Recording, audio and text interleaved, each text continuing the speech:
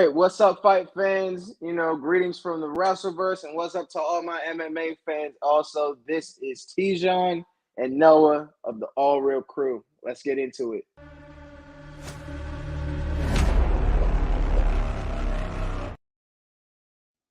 All right, so if you didn't know, or I don't know how you couldn't notice, my boy Jamil is not here today. He's actually at a tournament.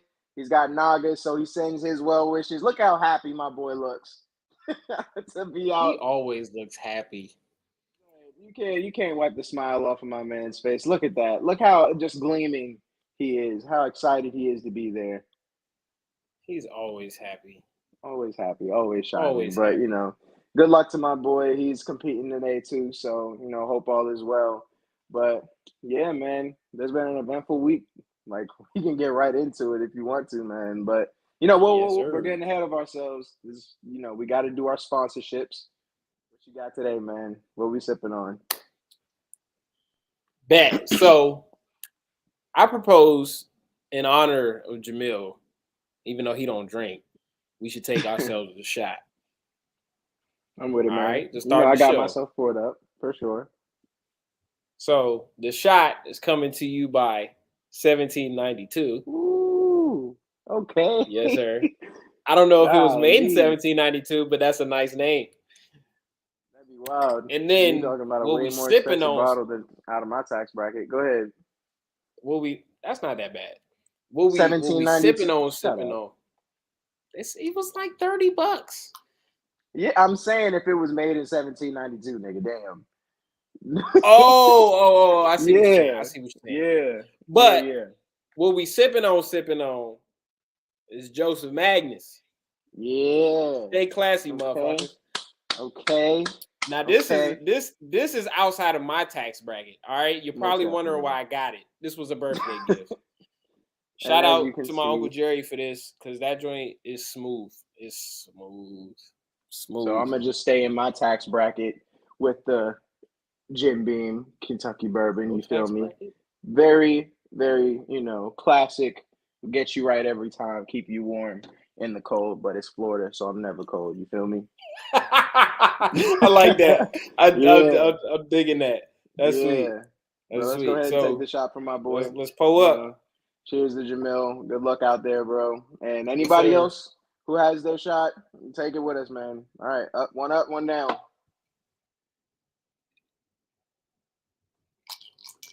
Ooh, wee. Beautiful.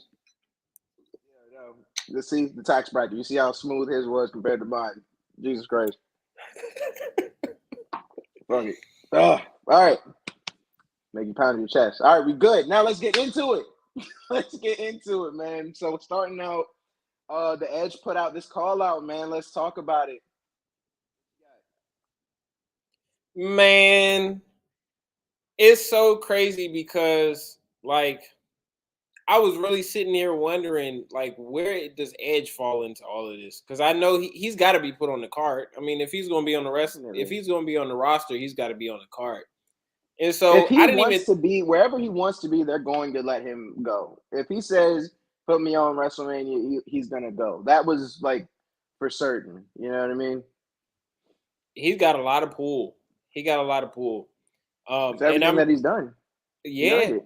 And I'm pretty sure he pulling for whoever his opponent's gonna be. I don't know. He reads me as the type that kind of just does what he's asked. Because that Beth Phoenix joint could have been his idea. That he could have pitched out to wrestle with his wife. A lot of people don't get to do that. A lot of wrestlers don't have partners who are in wrestling. So I think that you're on track. Like, I feel like you're hitting it. Like, honestly, I think that he has been a worker ant for years for the WWE. Like, literally anything that they told him to do, he did and went above and beyond. And because of that, now that he's back, they're letting him kind of start dictating what he wants to do. You get what I'm saying? So I think now you're starting to see a switch where he's like, all right, I want to do this. I did this. I did all of this for y'all for like 20 years. I'm back, so I want to have this match. I want to do this. You get what I'm saying? Oh, no, it done left me. I don't know what happened. but we just gonna keep into it. So, I mean, let's talk about this whole Edge thing. Oh wait, he's coming back. Welcome back, Enormous Talk. You also left. I left too. Yeah, I don't know what that was. No, I don't know what happened. You're back though, so we're I don't good. know. But StreamYard no, must not like Black History Month. it's at the end though. So yeah, they must be It is saying at like the F end. us.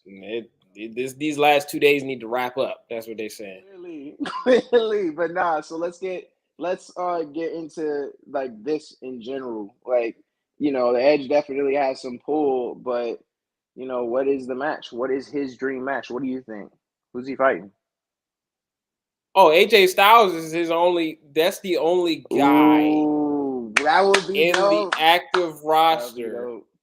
In the active roster that gives a fresh matchup that we've never seen before. It's definitely a dream match. I mean, AJ is probably sure, because I feel like they fought before. Like I just can't believe that they never. So fought. I'll tell you what happened. Right, Royal Rumble 2020 when Edge came back, they had a very brief face off. It was very short.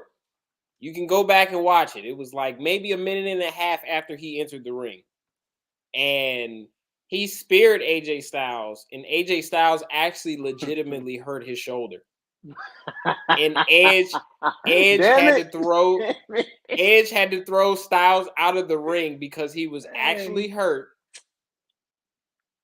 And there was no way he was going to be able to continue the match. So we have seen like, and then the same thing kind of happened the year after, but it was even shorter than that. So we've seen like brief spurts of what a whole 20-minute match can look like. Yeah. To me, this is a dream match, even bigger than Seth and Edge. Like Seth and Edge. Whoa, that's a hot take. But Seth and Edge. We're gonna get to it. Hold on, I'll let Seth you go and ahead. Edge. Seth and Edge was a great dream match. But nothing like I always thought Seth and Edge would have been a great dream match. I always picture Seth together because he is the way Edge put him. He is Edge like. He is. But he's Seth Rollins. Seth Rollins is Seth Rollins. I'm not gonna take that away from him. He took it to. It's like Edge with his own spin. He took Edge's kind of personality in a way and kind of made it his own to the point where it's not that recognizable as Edge. Yep. But before it was. Now it's like it's his own thing. You get what I'm saying? So I opportunistic characters. Yep, both opportunistic characters. And I'll put Keith up now. Like you said, man, yeah, I wouldn't say he's the greatest, but he's my favorite. If I have to go with somebody who's consistently been somebody that I've cheered for the entire time, bro, it's Edge. Like, that's my guy. And I'm super happy that, he came back and has been so dominant. Like, not dominant, but, like, just as relevant as he was before. Like, it's dope. I'm glad that he's back. He's definitely the most decorated. Yeah, putting him with all these names though is hard. It's real hard to do. Yeah, like it's hard. I got to be a realist in a way. You know what I mean? Like he is a legend one name in the sport.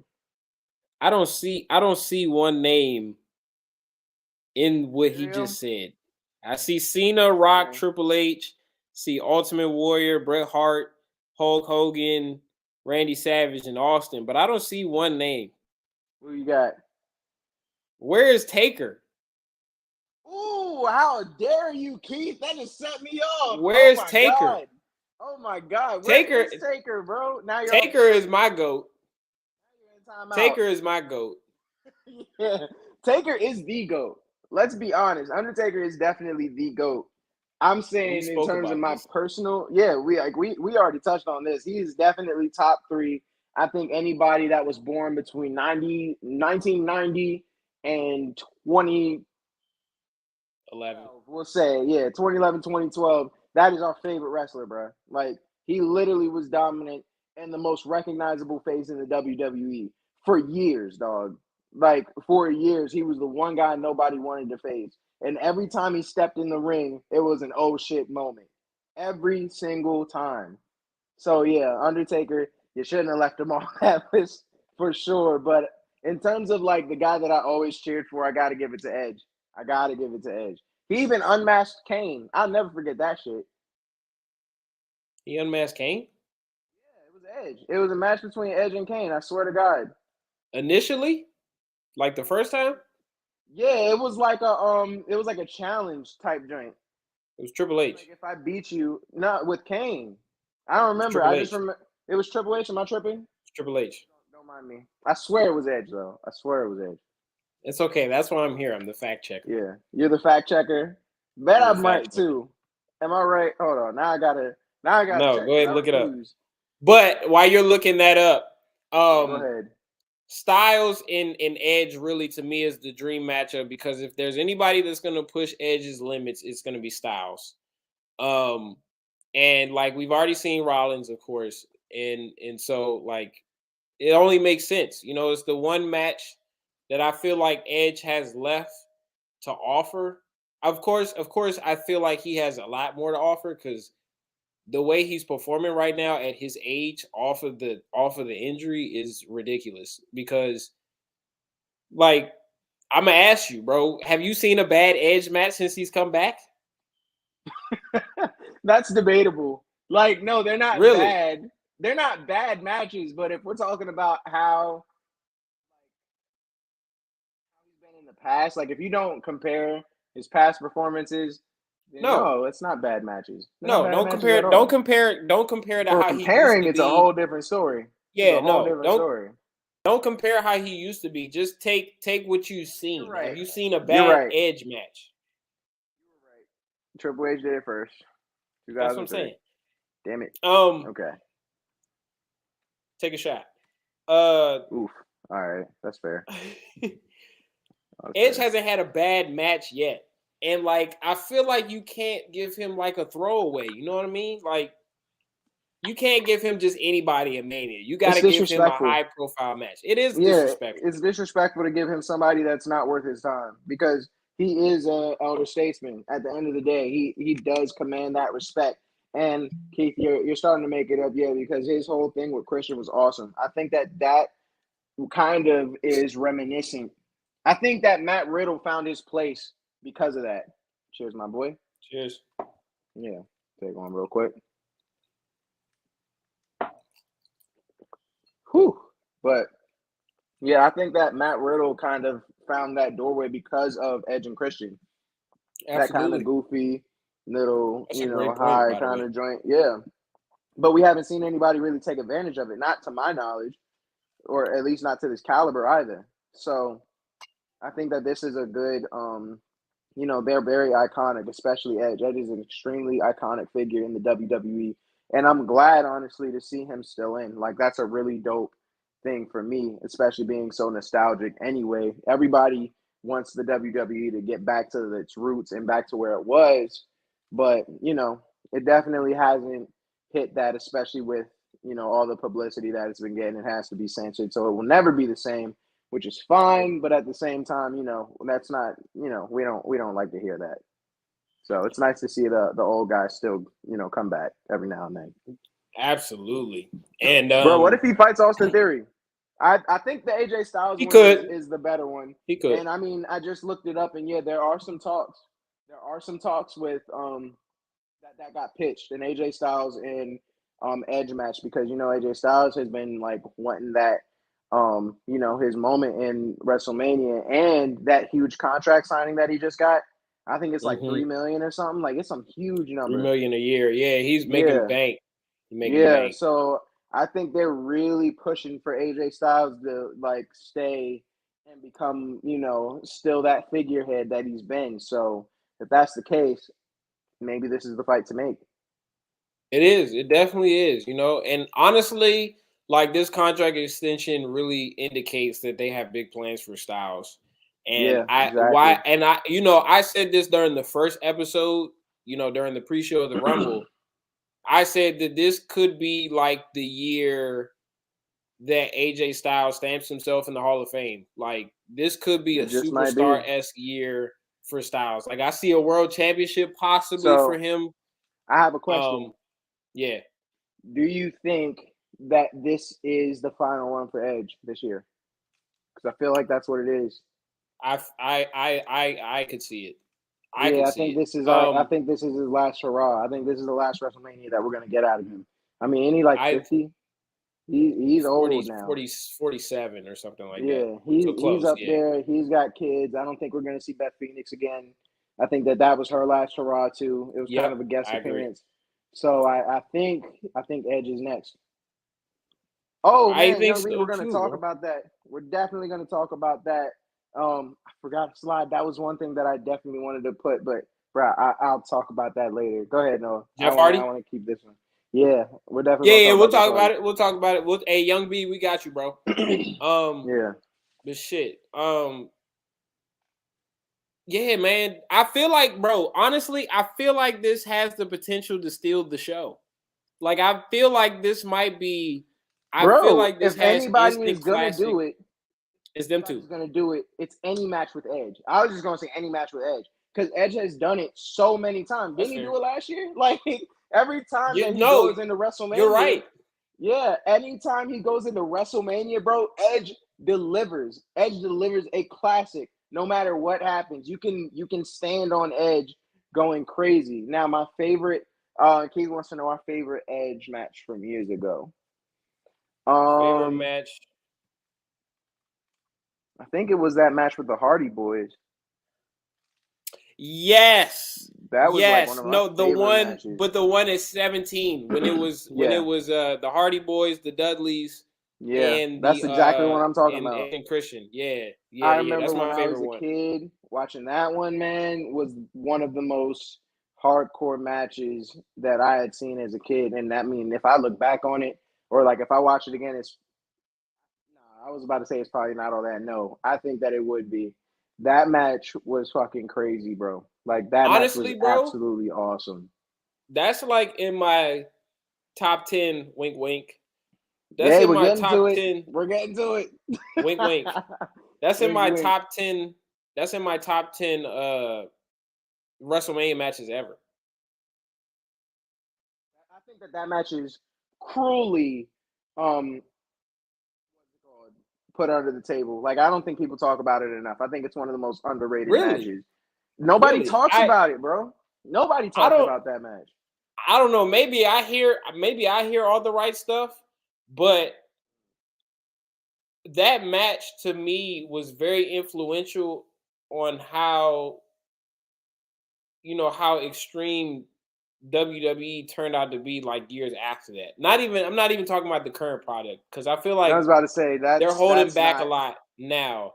But that match in the match that preceded it at WrestleMania 16 was like the blueprint of how the rest of those extreme matches will go in the Attitude Era and even in Ruthless Aggression and from like 02 to 08. That joint is one of the most memorable matches. That spot where he speared Jeff Hardy off of the top on the titles. One of the most iconic moments of all time. Every time. It's played everywhere. It's played everywhere. It's played so much. That's one of my favorite moments of all time. Like that's up there. When Jeff gets his Hall of Fame nod, or even if when the Hardys get their Hall of Fame nod, that clip will be played. Even though Jeff was getting his ass speared, that clip will be played. Bro, the fact that he took it is enough to get the nod, bro. Like that is one of the most iconic things that could have ever happened in the sport, bro. Like no ifs, ands, or buts. That was such a wild moment. Like, yeah, man. But I'm glad that we said that because I do want to touch on that. I'm mad I didn't get a picture of it or like even like a screenshot to use. But yeah, I want to talk about that Jeff Hardy going to AEW. I don't know how I truly feel about it. I just heard the news. I think that it's dope that he's still wrestling, but mentally, I don't know if he should keep going. If I'm being honest,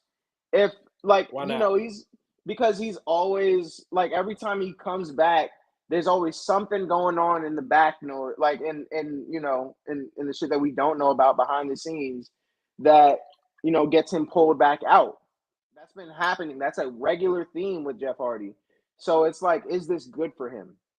You know what I'm saying? Yeah, he's still entertaining, but is this good for Jeff Hardy's psyche? You get what I'm saying? I'm gonna counter that point. Go ahead. Because they've made it clear numerous times that Jeff was fine. His drug test prior to his departure was negative, so he didn't relapse. Okay. See, I didn't know that. Based on my understanding, Jeff was just tired of not only the responsibilities of being a WWE superstar, I think he was also frustrated with where he was going creatively. So all of that was, now his mental, yes, his mental was off, but that was because WWE caused it to be off. I was about to say, man, if we're talking about, his last match was kind of telling. That was a little rough. Like his very last match, rough. I was confused. And yeah, I thought that he relapsed. I think a lot of people thought that he relapsed. I thought he could have too. I didn't understand what happened. Like it was bad to watch. Yeah. I thought he could have too. But I'm glad that he didn't. Like, bro, I used to. I don't have no shame in it because I'm a grown man now. But when I was in elementary school, I used to draw with like pencil. I used to like color my nails in like one over the other, and used to draw my nails in just like Jeff Hardy did. Like, yeah, he's another one that's one of my favorites, bro. Oh yeah, he's definitely in my top 10 of favorites. 100%. Like he's up there. Like, that's one of the other ones that are like, you struggle with, especially growing up when we did. We're the 90s, mid 90s boys. So this was like the perfect time for us when we came in to see that Attitude Era in its golden age, for being real. Yeah, absolutely. Yeah. Absolutely. So I mean, that's the best time period of wrestling ever. Yeah. Dude, we're lucky to have seen it. And there were some matches that I saw live. I was at Monday Night Raws at that point, like at the events, because they were holding them in DC. Like I know I'm going on a tangent, but one of my most memorable like things that ever happened was my dad took me on when he used to get these raffles, right? So he used to take me with him to go up to like the suites and stuff. So we're in a suite, mind you. I'm like 8, 9. I don't really know what it means to be in a suite rather than everywhere else. But this is when it was MCI Center, not Verizon Center in DC. So I'm in that joint. I got a extra large Sprite and I got some pretzels in one hand, right? There's a Royal Rumble happening. Hungry ass. Yeah, right? So then my dad is behind me macking on somebody, talking game, trying to, get some play, whatever, And in the midst of all that, Kane comes out. And his entrance is an explosion followed by heavy metal music. I'm putting the drink to my face, and all of a sudden it's just so I literally fling the cup behind me onto everybody.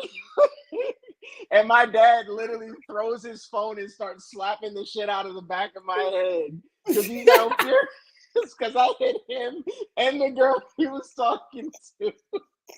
Like literally, I was like, I'm sorry, like I don't know it. Like, yo, it was so bad. It was, and then after that, because I think that was like the second match or like the second thing that happened. It was just silence in that booth the entire time. After oh that, like, God. It's like 15, 20 people, and everybody was just like, you're a fucking mood killer, bro. Bro, like, no, you don't put an 8, 9-year-old and then have Kane come out with some extra loud bang like it's fucking Iraq. Like, no, I'm not about to, like, no, I don't think that I was wrong. And I think that he was completely justified to slap me in the back of the head because I would have did the same thing if my son did it to me. But shit. Yeah, man. No, that was one of my favorite things. So it's definitely, we were lucky to come up in that era. And no, I'm glad that Jeff is back in AEW. And if everything is good with him, then cool. I don't have no concerns. But based on what we saw before, I was a little worried, man. That's all. Nah, I feel that. I feel that, but everything I see is that he's good. I'm not surprised though. I wouldn't even be surprised if this was a way for, if he used that as a way to kind of get out to team with Matt, because he had made it clear that he wanted to revive the Hardys before he called it a career. So this could very well be his last stop before we see, before we no longer have a Jeff Hardy in wrestling anymore. So I mean, I've said it now several times on these broadcasts, man. I think it is time that a lot of these wrestlers, all these people that we've like grown to love and like seen since we were kids, I think it's time to let them hang it up. There's too much new talent, and in all honesty, they are hogging the spotlight. So I think this should be the last year that we, keep having them come back. Honestly, there's too much new stuff and there's too many new people that deserve it, and that's kind of been my issue when it comes to Vince McMahon, because a lot of talent has been wasted just trying to keep these old guys satisfied, to the point now where it's like they don't have a choice and they're just putting in anybody. You get what I'm saying? And so I I think see what that's you're why saying, Wayne. NXT last year shat itself, and why that NXT last year was so bad, because like there's too much pressure, and they're doing way better this year. Don't get me wrong, they're doing way better this year, but I think that a lot of this falls on the fact that we've had the same wrestlers to count on for years, decades, and it's unfair to the new talent. It's not really fair to the old talent that we've grown to love. And, I think it's time to make room for the new boys. The same way that we do for the UFC and all MMA aspects and everything else. After a while, ain't nobody doing this stuff for 10 years. Ain't nobody hogging the spotlight for 10 years. That's unheard of in a combat sport, for real. You're not going to see that with more unless than one you're Anderson person. Silva. Yeah, I was about to say, like, you'll see that every once in a blue moon. But, like, for somebody to be that dominant all the time, like, it's believable that Brock Lesnar would be that. It's believable that Roman Reigns would be that. It's even believable that Bubbles Lashley, would be like that. You get what I'm saying? But for, be mad at me, but even like somebody like AJ Styles to still be like dominant over all the talent, like I just don't. I can see it, but not as clearly as all the other names that I mentioned. That's fair. I don't agree, and a lot of wrestling fans are not going to agree with you, because at 44 years old, AJ Styles is AJ Styles. But he is the anomaly. No, can we make him the anomaly for that? No, because his body type, his weight. Come on, bro. Well, yes, in that aspect, yes. But Bubbles is like 46. Do you see what this nigga looks like? How old is I don't give a fuck what he looks like. Nigga, bro, if that man is popping all the roids in the world, then he got it. What's that nigga from Dragon Ball Z? You know who I'm talking about. The old dude. Like super strong for no reason, super buff. Oh, his name? Shit. The grandpa buff guy. I know what you're talking about. Yeah. Dragon Ball Z. Anyways, Styles. Master Roshi. Exactly, Master Roshi, yes. Yeah. So he's like the Master Roshi of the WWE. No, you know what? No, that's disrespectful. That's Goldberg. But that's who I should have put up for the fucking meme joint. Goldberg is the Master Roshi of the WWE. But Bobby Lashley is a close second. Like, that's a fair comparison, bro. But hold on, son. AJ Styles is still, at 44, he is still one of the better wrestlers in the sport. He got his ass whooped by Damian Priest. Hey, but did he not win? Did he not beat Damian Priest once? He beat Damian Priest, but then got his ass whooped in the last one. Hey, that's because Damian Priest is smart. That's because Damian Priest is smart. Be fucking real. Do you see Damian Priest losing to AJ Styles again? Hell no. Yes. No. Yeah. Yes. Boy, I almost put you in timeout, but it's not wild. That's not a wild take. That would have been selfish. AJ Styles is one of the better wrestlers in the sport. You ask if you interview a handful of wrestlers Thank you, Billy. Hey, put that comment up there. He is. And he white, but black don't crack, my brother. Hey, that brother is aging like a good. Nigga, it's still Black History Month. What are you fucking talking about? Can we shut up? That? Hey, he's not no ally. I haven't seen him at no rallies. Shut up. He is aging like a nice bottle of Pinot Grigio. All right. I knew you were gonna say that shit, dog. That brother, honestly, to me, I think he's the best technician in WWE now. Now that they released Cesaro, we're gonna talk about that. Oh yeah, let's get into that now. Nah, because we can keep segueing. But yeah, let's definitely talk about the Cesaro situation. Fucking Vinnie Mac, bro. I didn't see this coming. I'm a little mad about it. A little is an understatement. I'm definitely mad about it.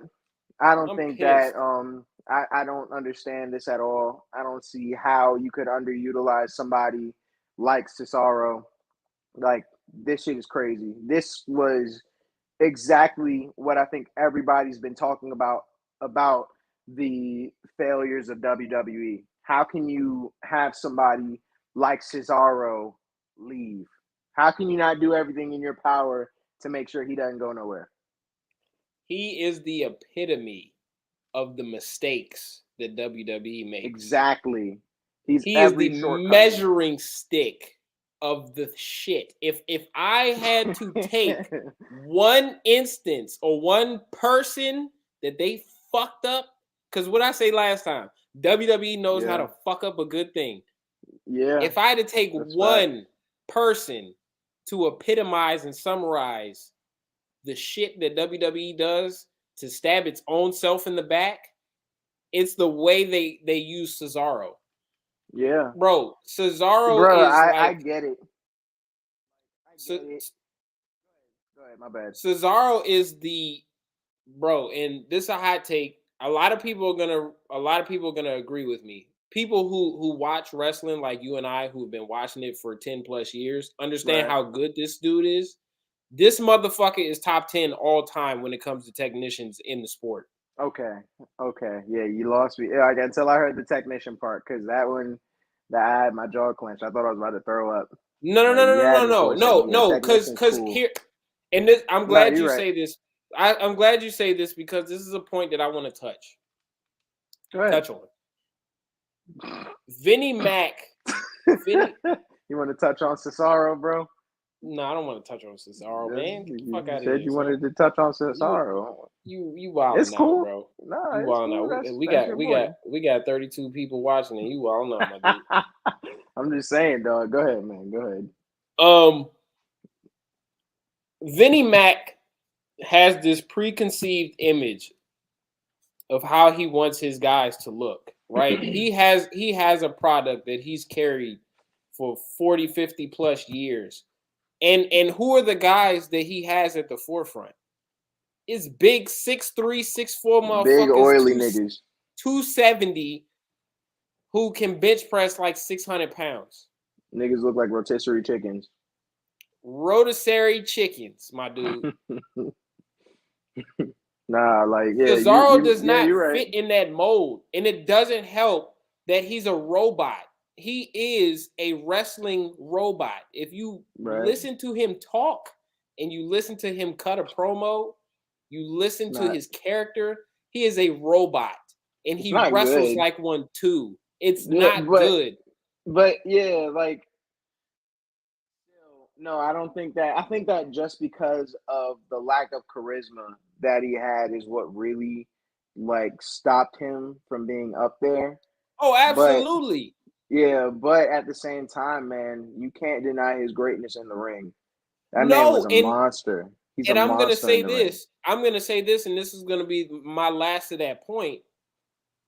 I really think it's not going to change his mind, but Cesaro should have been the guy who really changed Vinnie Mac's mind about guys needing character to succeed.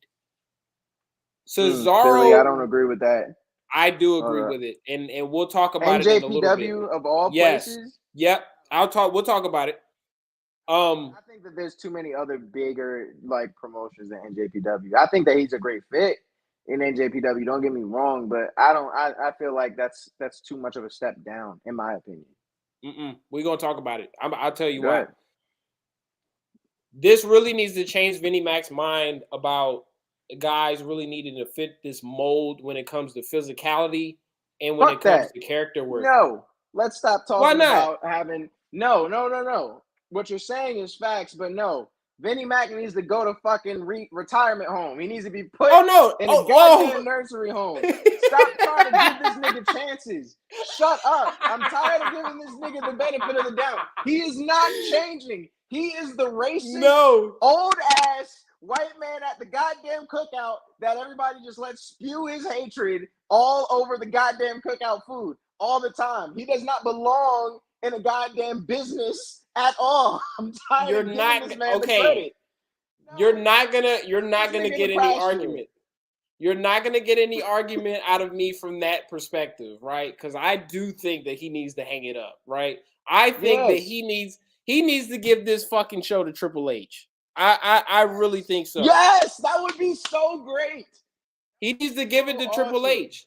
The way Triple H revitalized NXT was incredible because NXT was a throwaway developmental brand, right? Yes, it was developing stars, right? It did pass through Seth. It passed through Becky Lynch. It passed through Sasha Banks. It passed through Bray Wyatt before he left. You know what I'm saying? Triple H is who needs to be the guy to move this company forward. He gets it. He understands. Going to do it. Triple H, another fucking titan in that Attitude Era and before. Another person that is definitely worthy of the fucking top 5. H is the guy that you need to listen to.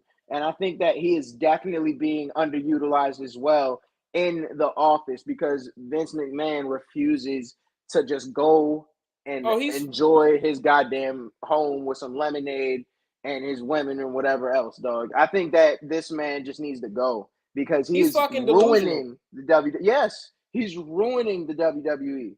And everybody is on board with that. The WWE is suffering because he has yet to leave, dog. He's fucking delusional.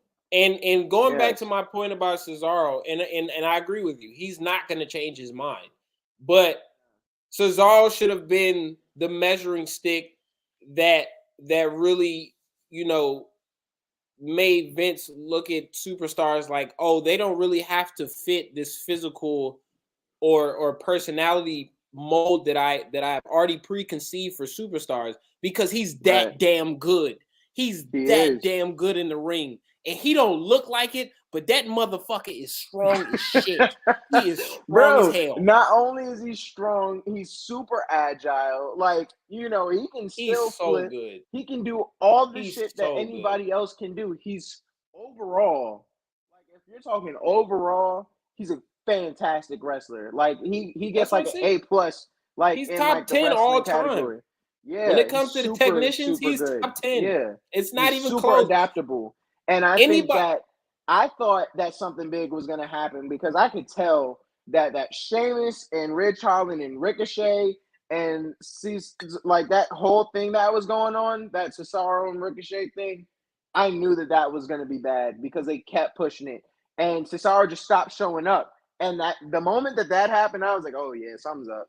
Like, if I'm being completely honest, the fact that they had basically made it so that Ricochet had to take on that narrative and that storyline by himself after seeing Cesaro.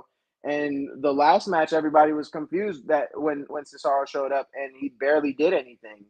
And I think that that's telling. Now that we know what we know and everything that has happened, I think that, this was a big thing for Cesaro. And he's like, bro, I'm not about to keep doing this shit.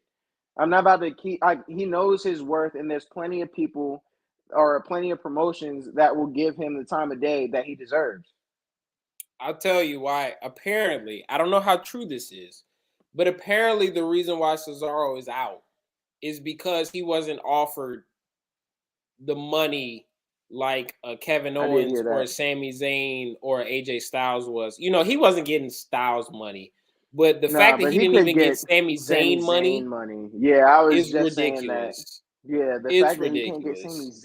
Sami Zayn, are we serious right now? And I Cesaro love can't get Sami Sami Zayn. Zayn. Sami Zayn's pretty funny. Bro, after dog, have you heard? I don't know if you've heard my stuff, especially after that review last Friday's match between Sami Zayn and Shinsuke Nakamura. Did you see that fight? I did. Nigga, one of the best fights that I have seen in a long goddamn time. Oh, That he's was good. a Sami classic. Zayn is good. Bro, that made me look at Sami Zayn in a whole new light. I was like, yo, Hey, this bro, match, amazing. just watch, Match. and I'll give you a little homework assignment. Just watch El Generico. That is Sami Zayn before he got to WWE. Your socks are gonna be blown off, my dude. Nah, I'll definitely watch that because Sami Zayn definitely, he surprised me with that match. I was not expecting it, and man, that was amazing. I loved that match, and that made me kind of a fan. And I'm excited to see what he does, but I definitely want another match between him and Shinsuke Nakamura. Oh, Like it'll happen. I'm looking forward to that Did you watch the for one sure. that they had in NXT? Yeah, yeah.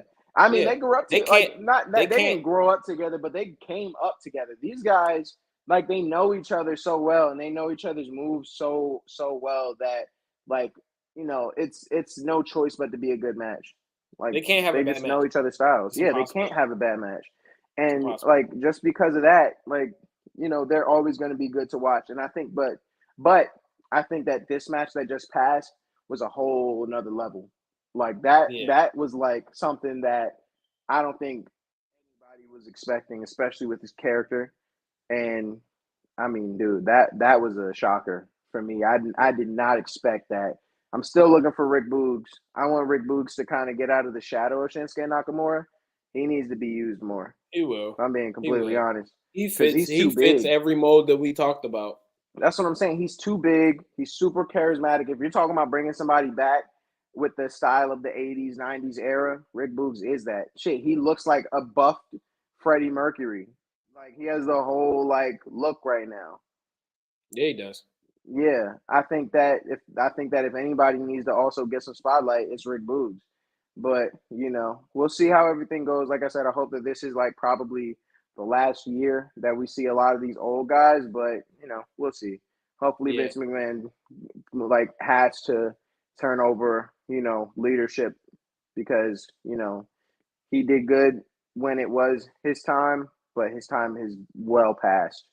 It won't It's happen. it's it's over, dog. He's gonna It run this won't shit to happen. the ground. It's bad. I think the McMahons are done. Their reign is done. Let it go. Honestly, Man, let it fuck go. them. Fuck them. But back to Cesaro. Go Back to ahead, man. Cesaro. Well, one, he is the most criminally underutilized superstar to ever walk through those doors. Okay. Because the fact that he only had one singles championship is completely asinine.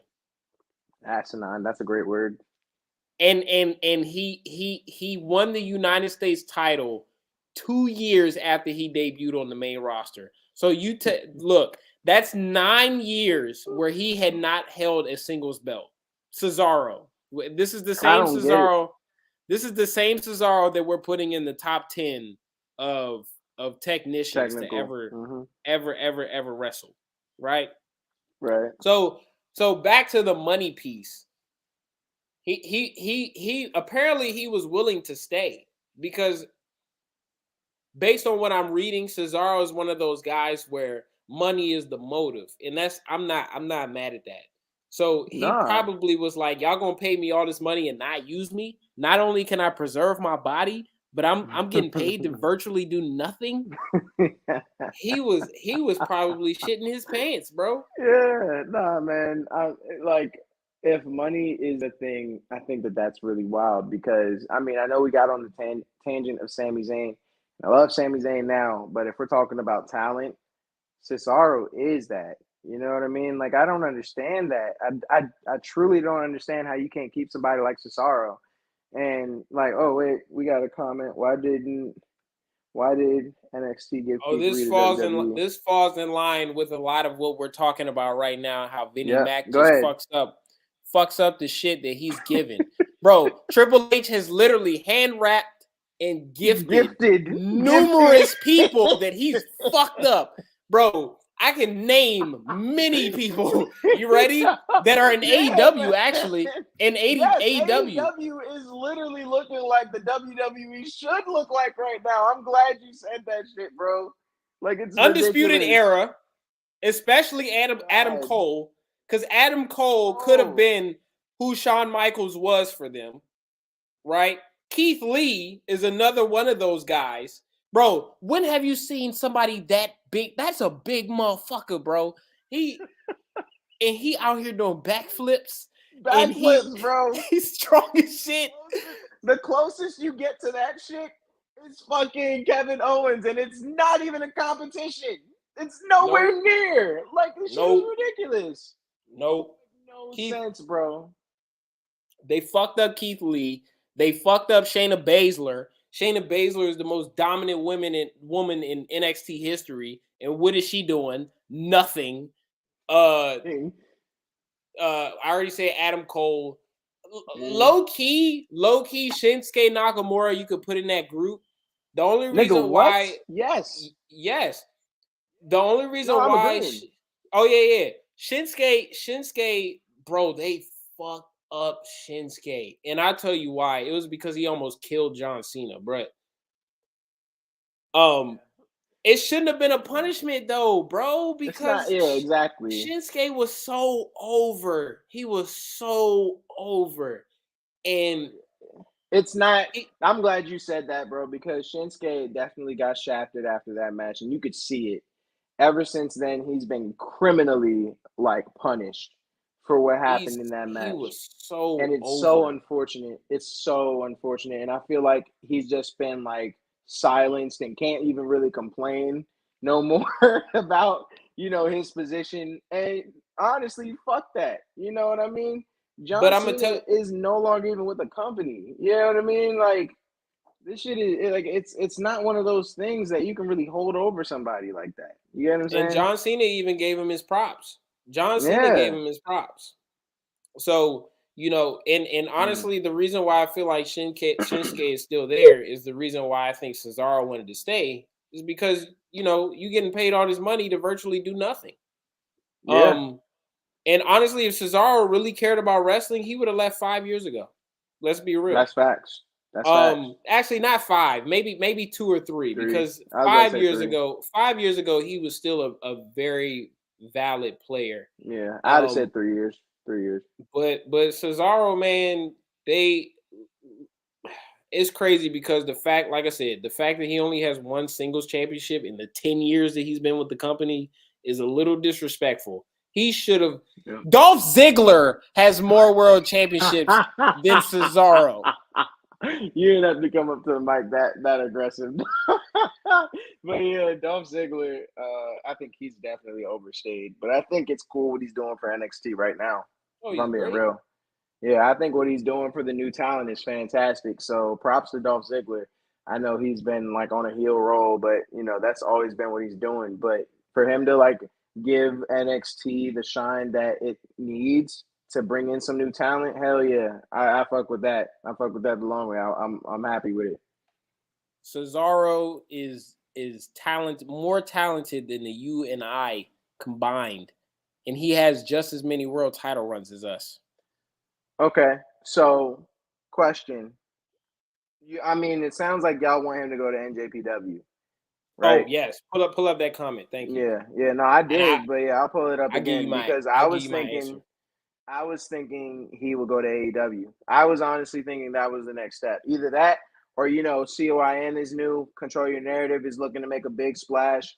So especially I don't know if any more Cody Rhodes noise has broke out, but there has been talks that that's also what he might be doing is putting his money into CYN. And if that's the case, who better to really make a blaze into that promotion than Cesaro? Yeah. Yeah, that would be huge.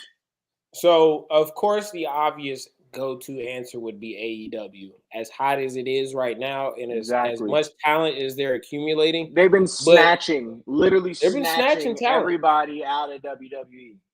They've been snatching talent, but they are overpopulated. They're overpopulated. And so But you don't think that Cesaro couldn't like just move away from the noise like himself? He should. He should. If he were to go to AEW, he should be one of the featured players. Especially if he's money hungry and if he's really about that money, AEW is like kind of the way to go, bro. I don't know though, because when you look at how much talent they're accumulating and seeing how polluted their locker room is, I don't know how much money they could give Cesaro. I don't even know if some people.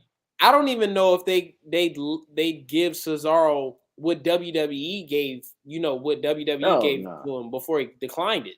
They wouldn't. So not only are you running into a pay cut, but you are also running into a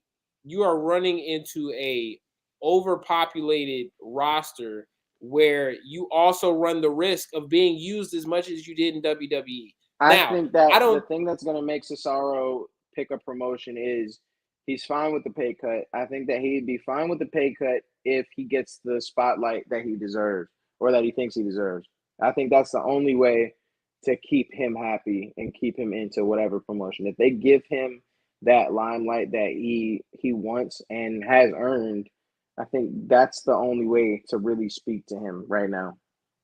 I think he could too. I think that AEW is not a bad option. I don't think it's the best option.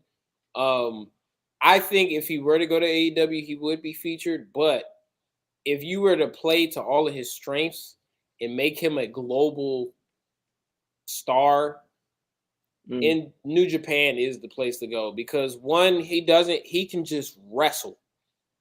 All he has to do is do what God put him on, because he is God. He is a God-given talent. That brother was sent directly from God himself to wrestle. And the way that the only place that he could go to where all he would do is wrestle and he wouldn't have to work on being some, flamboyant, over-the-top character is New Japan. It's New Japan. I was thinking maybe Impact, because Impact, they don't really have a lot of guys there. But then I thought, I was like, if he's really motivated by money, Impact ain't giving him shit. NJPW would give him some money. They give him. There's nobody in and then there's nobody in Impact that would. I'm like, who in Impact would he want to work with? Moose? Oh, Moose is nice, but like, man, he could work with better wrestlers in New Japan. Yeah, you're right. You're definitely right. Man, we went on a whole tangent with this one, but I think it's just the hatred of Vince McMahon that killed that. Yeah, and we can segue it into the next joint. Yeah, the Bubbles Lashley joint, because man, I mean, I don't know. I don't even know what else to say about it. Honestly, yeah. I mean, it's Black History Month. It's still Black History Month, dog. And, this was especially since we were all like, it's bullshit. It's like, okay, so it's not bullshit. So now I feel bad because I definitely called him on it. And I was like, this isn't, I mean, I didn't call him on it on the show, but personally, I was like, this is bullshit. And I didn't want to do it on the show, but it was definitely my feelings. And I think everybody felt that way. So knowing that there was a legit problem is it's rough. He's not going to be fighting Brock Lesnar next week. That's for sure. It's bullshit because they shouldn't even have him out there. It's exactly. They still devalued everybody else around him. They knew for weeks that he couldn't go. Yeah. So I'm just like, there were a lot of other ways you could have went about that instead of feeding. This was a bad way. It's like that. It's like when somebody's getting married but knows they're about to, walk out the wedding.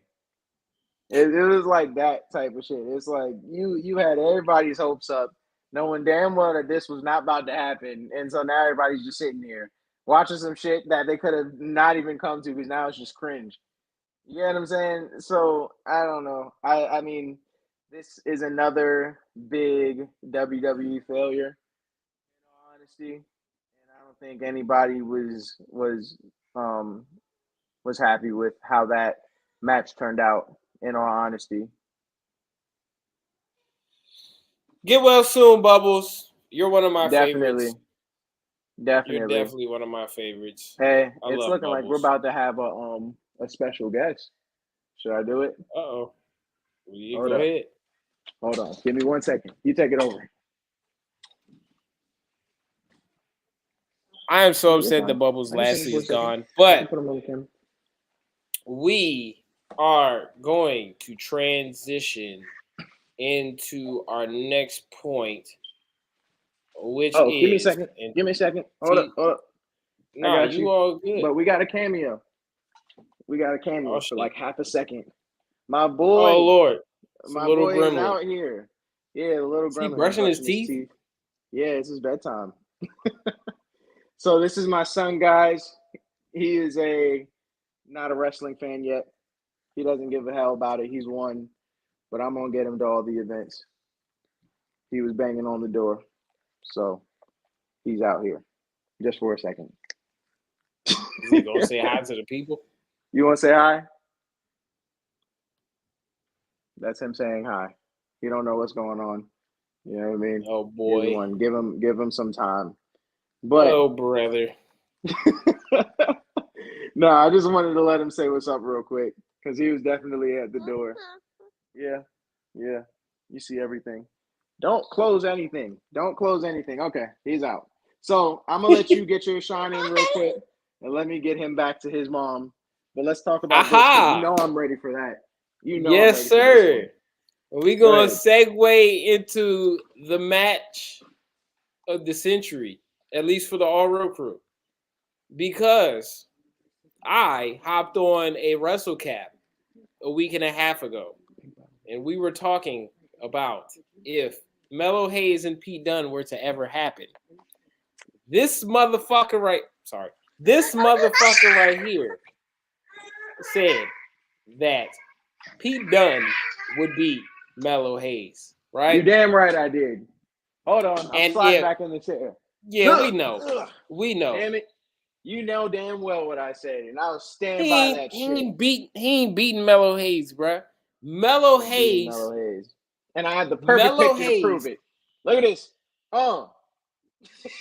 That's what you're going to see the whole time in their match on Tuesday. All right. Thursday. All right. Tuesday. All right. I'm putting my foot goddamn down. I'm doubling down. We have a bet. I was just about to say, I have Carmelo Hayes and Pete Dunne not only being a great match, but I got Pete Dunne getting that championship off of Carmelo Hayes. Wait, it's for the belt? Yeah, it's a championship fight. Oh, shit. Oh, Mello definitely winning. Hell no. Pete Dunne's got it. So, guys, we are going to introduce what is called the 3 count. Go ahead and talk about it, dog. Go ahead. We are going to be introducing the 3 count, an exclusive to the All Real crew. Now, Jamil does not drink. There's so many punishments involved in this shit, man. I love it. There's so this is strictly going to be a bet between me and this motherfucker right here. You had to get it together. I see. I had to get it together. I did that shit once already. Yeah, I see. Because we're both alcoholics. Not really. Chill out. Don't do that. Yeah, I was about to say we were covered. We are going to introduce a 3 count where we take a shot of dark liquor, light liquor, oh god, and a whole beer. Gotta chug it. Gotta chug it all. Gotta chug it. And the reason why it's called the 3 count is because you're not supposed to mix. It's for all my drinkers. So once you hit that 3 count, bro, you are out of it. But you are gone. Yeah, but You the are whole premise faded. of it, dog, is you got to do it in the beginning of the show. So don't expect whichever one of us loses, don't expect them to make any good points for the entirety of the show once they do the 3 count. Because they're gonna have one of us are gonna have to continue on and do this show and be somewhat alive to keep it going. And I, motherfucker, always have some shit to write about afterwards. So I can't afford to lose. So best believe that when I say Pete Dunne is gonna win, he's going to motherfucking win. Damn it. He's actually in Orlando. So if I have to drive to wherever Pete Dunne stay at to tell him you better not fucking lose, then damn it, I'm gonna do it. The unfortunate part is cricket bat. The unfortunate part is that the person to introduce this 3 count to you all is him. No. It won't be me. It will Mellow be Hayes is winning. Hey man, put in the comments. Because Mellow Hayes is goated. Put in the comments the whole time while we're doing this who y'all got. And definitely play this with us as long as you are, responsible. Don't do this shit in public because this will put you out. Yeah. He done's going to Raw. And Mellow Hayes is going to send his ass there. If he goes to Raw, how is that a bad thing? First off, he's going to leave after getting the title. So let's relax on that. But Pete Dunne is primed and ready to go to the bigger stages 100%. I'm afraid though because that's I just thought of something. Nah, you done fucked up. What? I thought I was gonna say that's gonna be another guy that they mess up. I don't think so. If Vince McMahon and Bruce Pritchard are heading this NXT, it's hard for me to fathom that they would fuck them up on the main roster. Because if you didn't have any, that Pete Dunne is the guy that you fuck over. I don't think that he's gonna go all the way to Universal Champ or whatever. I think that he's more so gonna do mid-card. But I think that he'd be United States champion. I think that that's gonna be the fight. Mm-hmm. I don't think that he's the hugest draw, and he's not gonna get that kind of spotlight. I definitely see him making a huge splash and making his name. You get what I'm saying? He's definitely going to be a big name to watch, but he's not going to be the draw. He's not going to take over that spotlight. I agree. Yeah. Mellow Hayes, on the other hand. Shut up. That's a world heavyweight champion right there. Shut the fuck up. You know what? No, that's the one. That's the one. That is the one. You did too much. World heavyweight champion? Bro, no, absolutely not. You needed to be punished. That is the most ham take that I heard tonight, and you needed a break. Okay, I think that was enough. Bro, you're tripping. You need to go because you going to censor a black man supporting a black man. Nigga, I'm black. What the fuck Black History Month? Yes, you need to go. No, you need to go. No, Enormous Scott says you need to go. I'm not censoring myself off of somebody named Norma Scott. I won't do it. I won't do it until I make some ham take. God damn it! Yeah, no, you deserve that one. You know in your heart of hearts, world heavyweight champion Noah. All right, world heavyweight champion. Hey, listen to me. Clip this, right? I want you to clip this last minute. In the moment he wins the world heavyweight champion, I'll do 3 counts in or goddamn row. If he ever wins world heavyweight, if he ever wins that title, I will do 3. You ever want to see a dead body? Yeah, I'll be that. Expect me to be like this the entire show. You're not gonna see a goddamn thing out of me, but I'm cool with that. I'll take that bet 7 days of the goddamn week. There is no way in hell that he's gonna get that belt. Are you serious? When I shoot, what do you say? When I shoot, I don't miss. Dog, and that's what I gotta say. I like Carmelo Hayes, but Pete Dunne is a brutal motherfucker. He is not losing. Great. I love him. Yeah, he's not losing. I don't see him losing. So we'll see. We're gonna see. So best believe Tuesday is approaching. So yeah. Oh, best believe Wednesday morning I'm gonna be on that WrestleCap talking shit. Oh, I was gonna say, you want to get on? I got work. For half a second? Oh, I was about to say, because I could put you on for like a minute, and we could just talk about that and be going. I got work. Depending on when Just y'all be in do the it. comments. Yeah, Depending on when y'all do it, I can hop on for like maybe 10 minutes. So how about this? I'll send you an invite, and we'll just go from there. A little behind the scenes action. You know what I mean? Like, yeah, I'll send you the invite, and we can go from there. I know if I win, though, I know who's not about to accept that invite. No, I'll you don't accept act it. like you did. I am as much of a braggart when it comes to winning as I am humbling when it comes to losing. I believe that. No, I vouch for that. I'll definitely vouch for that. You definitely take your L's on the chin. You don't hide from them.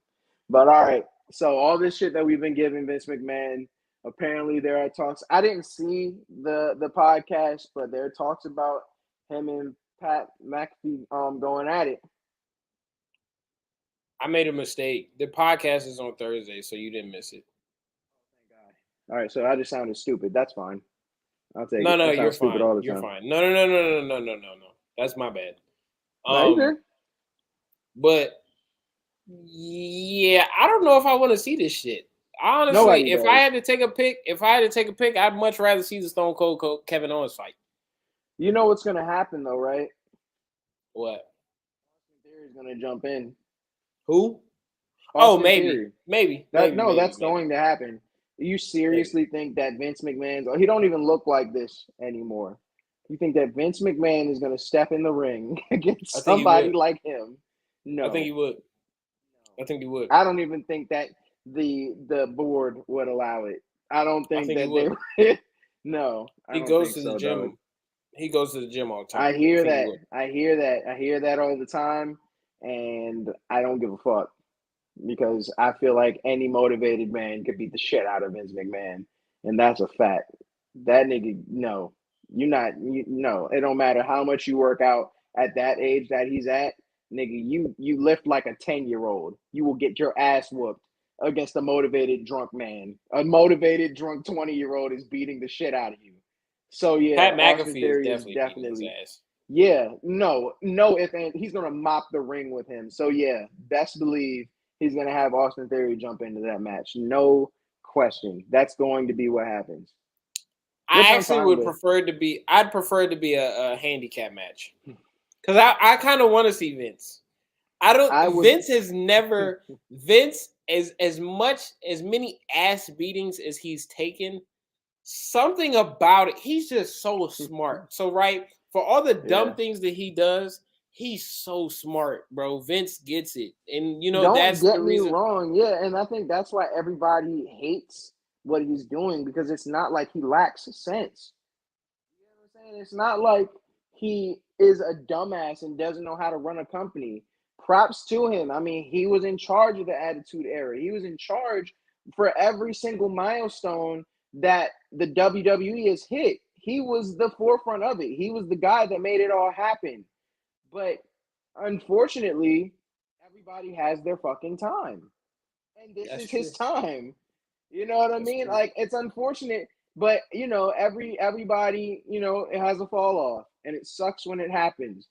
And it's like this man just won't accept it. Age has caught up to him. His ways have caught up to him. And he's not going to he's not going to regain that former glory. Because he doesn't know how to change. He's too stuck. His ways have gotten them where they are. Why would he change? It's time for a new head. You get what I'm saying? It's time for a new person to take over and bring the WWE into a different light. Because under him, it ain't going nowhere. It's having some good progress, but there's only so much that they can do under his helm. They got to change it. They have to. I agree. I agree. I was about to say, but in terms of bars, you spitting bars. In terms of this matchup, I think he gets it, because I think a lot of people like to watch him get his ass beat, right? Yeah. And though a lot of people have respects for what he's done in the past, I feel like the general population of wrestling fans really do enjoy Vince getting his ass beat. Just watch.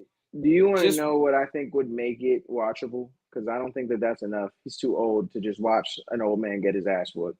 Like that time has passed too. The only way to make this match watchable is to put his CEO or whatever, his head of the table kind of title on the line. No, because he's winning. Nah. But it would still be interesting to watch. You know what I'm saying? That's the only way. Yeah, I guess so. That's the only way to make it watchable. It's not fun. I don't know what that is. I ain't even gonna put that up. They talking about soccer. Yeah, we ain't even in that. Yeah, the only club I would consider going to is the richest club in the world, Newcastle United. I don't even know who plays on Newcastle United. I don't even know what the fuck you talking about, dog. I play FIFA. That's the most you get out of my soccer knowledge. And Mo Salah. I like Mo Salah. Yeah, that's my boy. That's that Egyptian. He's like the best baller right now. I know that Leo Messi ain't with FC Barcelona. That's as much as I know, my dude. Yeah. Nah, this ain't the podcast for you. I'm for real. So let's move on though. Let's get into the next one, bro. You kind of brought it up. I mean, we both kind of brought up the Universal title. Is this the end of it? Like, there's some questions now. Like, when Roman Reigns when that unification happens, will this be the end of the Universal title? Will there even be a point of it? I hope not. Because if they do get rid of the Universal title, it indicates that there's that the end of the brand split would transpire. That's what I was about to say. I don't think so, just because of that. Go ahead though. I'll say what I have to say after. And I feel like the brand split is important. Now, there's two sides of that coin, right? The brand split is important to be able to highlight multiple talents. Because if they didn't have a brand split, it would be hard to really highlight multiple talents because you're going to have the same people on both shows, right? Right.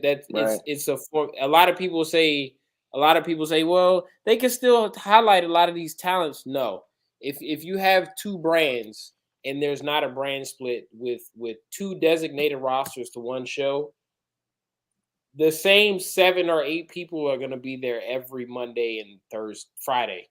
You're 100% right. I think that would be detrimental for the promotion in a conglomerate sense.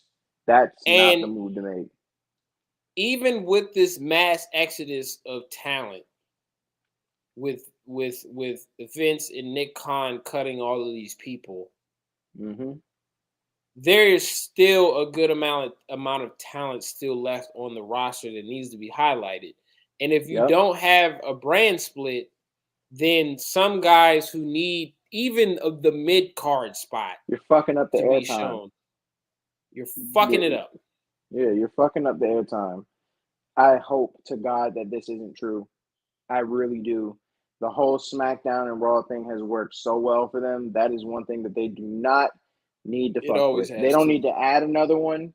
They don't need to get rid of one. They just need to keep it as it is because it's literally kept everything, watchable because there's a difference in talent and they can merge and it's watchable because there's so much talent in the WWE, which we've said this entire time, bro. So getting rid of this is the stupidest shit that you could do. Whoever put that in their ears needs to be shot. That is the stupidest thing that you could do. Please do not get rid of that because that is literally going to be the end of, SmackDown. Because what's the point? What's the point of SmackDown without the Universal title? Exactly. And it only worked, or the WWE title for that matter. It only worked in the Attitude Era when they had 14, 15, even 16 recognizable stars. Like, you look back at the Attitude Era and damn near all of them are in the Hall of Fame. Even if you go down to Rikishi. That is the golden age of everything, He bro. is in the Hall of Fame. And so there's not enough recognizable talent now for you to get rid of a brand split. That's Vinnie Mac's fault, though. It is Vinnie Mac's fault. It's always Vinnie Mac. They all forget about that. It's always Vinnie Mac's fault.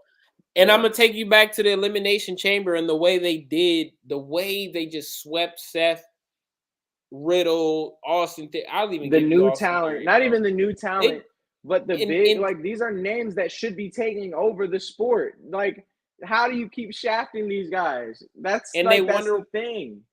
They wonder why they can't get guys over. It's because they do shit like that. We are shafting the talent. One of the most infuriating things was the Seth Rollins and Roman Reigns fight. In my opinion, that match at Royal Rumble was so infuriating because that was probably one of the most hyped fights that I had seen in a brick. And the fact that it ended the way that it did was such bullshit. I would have taken if Roman Reigns beat the shit out of Seth Rollins. I'd have taken it. But for you to like give this teaser that he's just a bad guy now, but he's really not a bad guy, he just doesn't like Seth Rollins, that's bullshit, bro. That's such bullshit. So yeah, I like that one is left a real bad taste in my mouth in terms of the promotion. But like, yeah, I can go on about what they've been doing with these big stars, and they can recognize them as big stars and still shaft them for the bigger stars. You get what I'm saying? Like, it's dumb. It's foolish. It's so foolish, man. So I really think they'd also be doing a disservice to a lot of guys who really need the world title runs. Because I feel like so this isn't the first time that they've not had a brand extension, right? Attitude Era was one of them, and then they ended it in 2002 when they had the draft, when they had their first draft. And then back in, I want to say 20, I feel like it was 2009 to maybe 2016 where they didn't have like a brand split. It was just like everybody. It might have been like 2010, 2011. It did not work. It didn't work. and what happened was it felt like SmackDown was a throwaway show. It felt like everything. It's like how NXT was.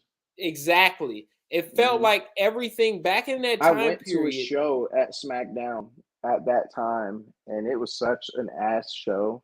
Like, I went to a show. It was at for anybody that's not in Maryland, I apologize, but you know that joint.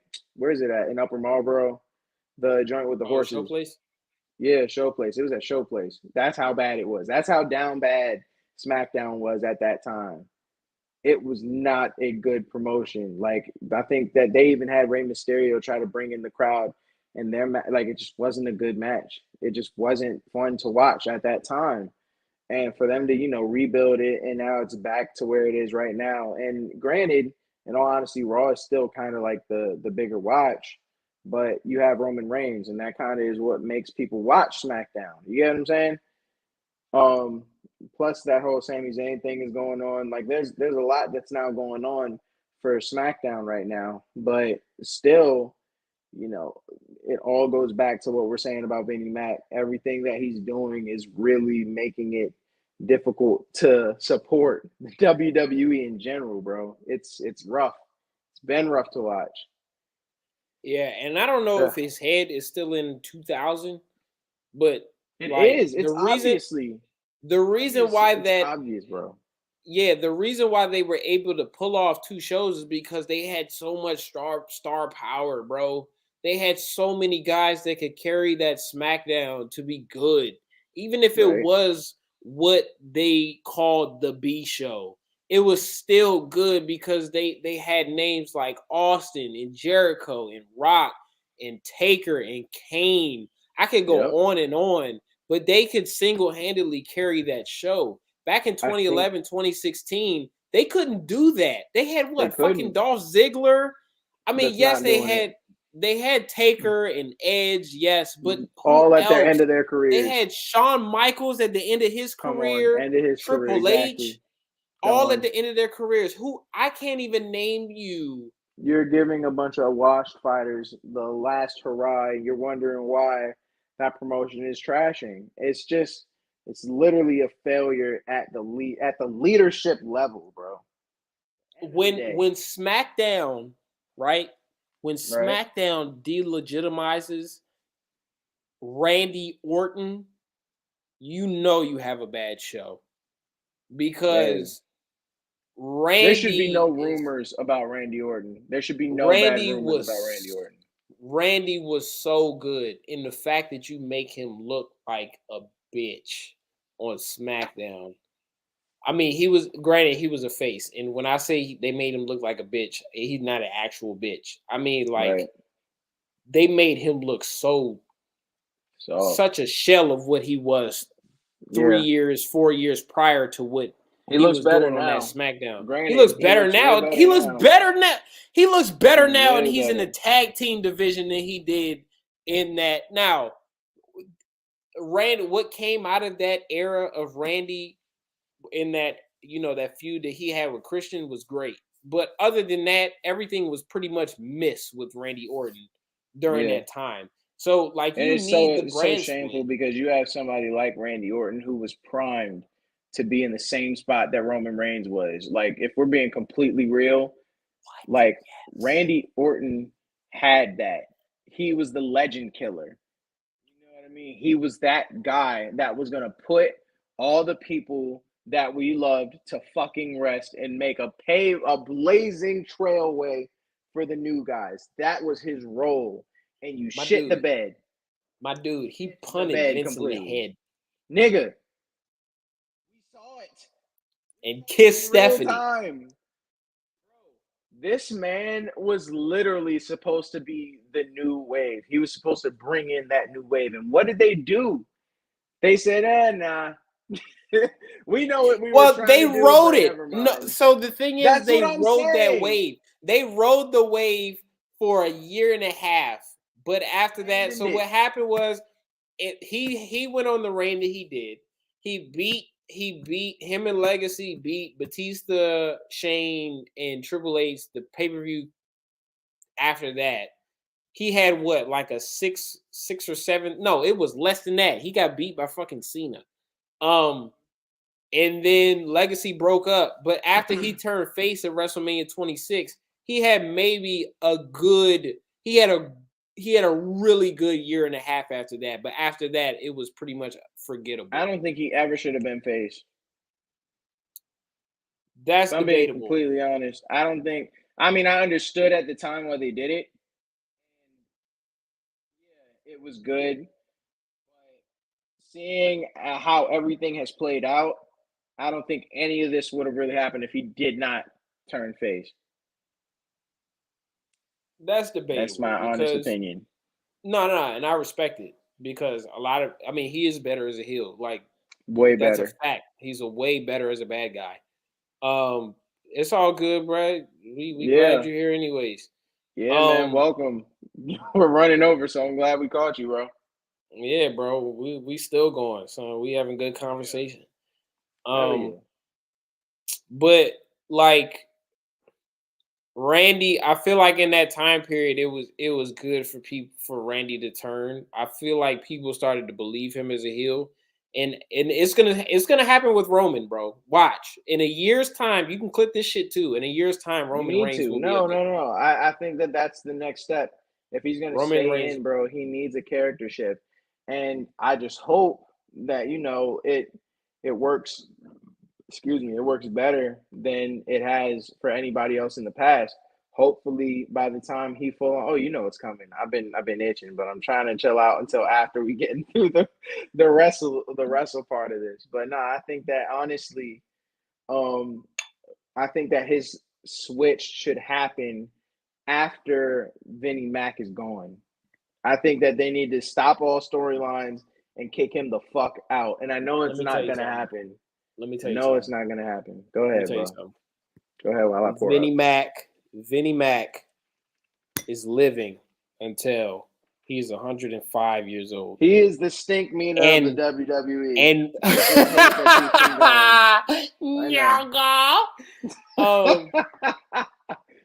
give me that shit. And when and you want to know when he's gonna run that company?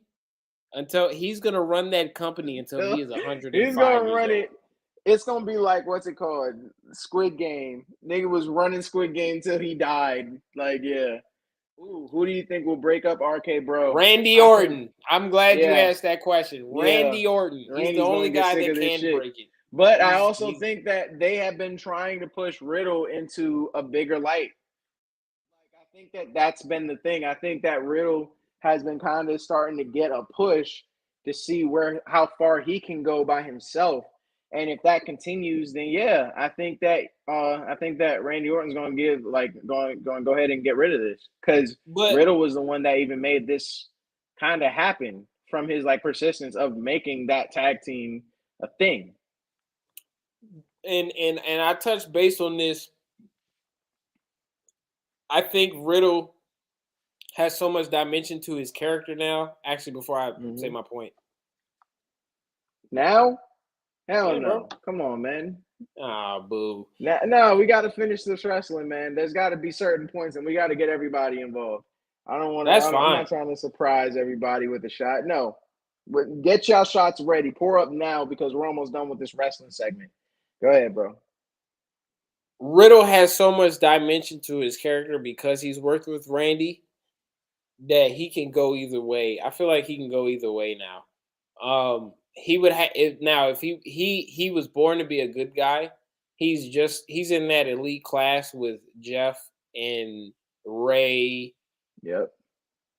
Honestly, they're the only guys to me that can only play the good guy.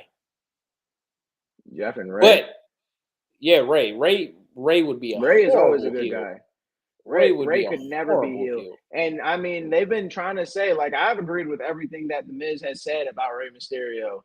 You know, he's always done dirty shit. In all honesty, he just gets away with it. And you can't be mad at him for doing the shit.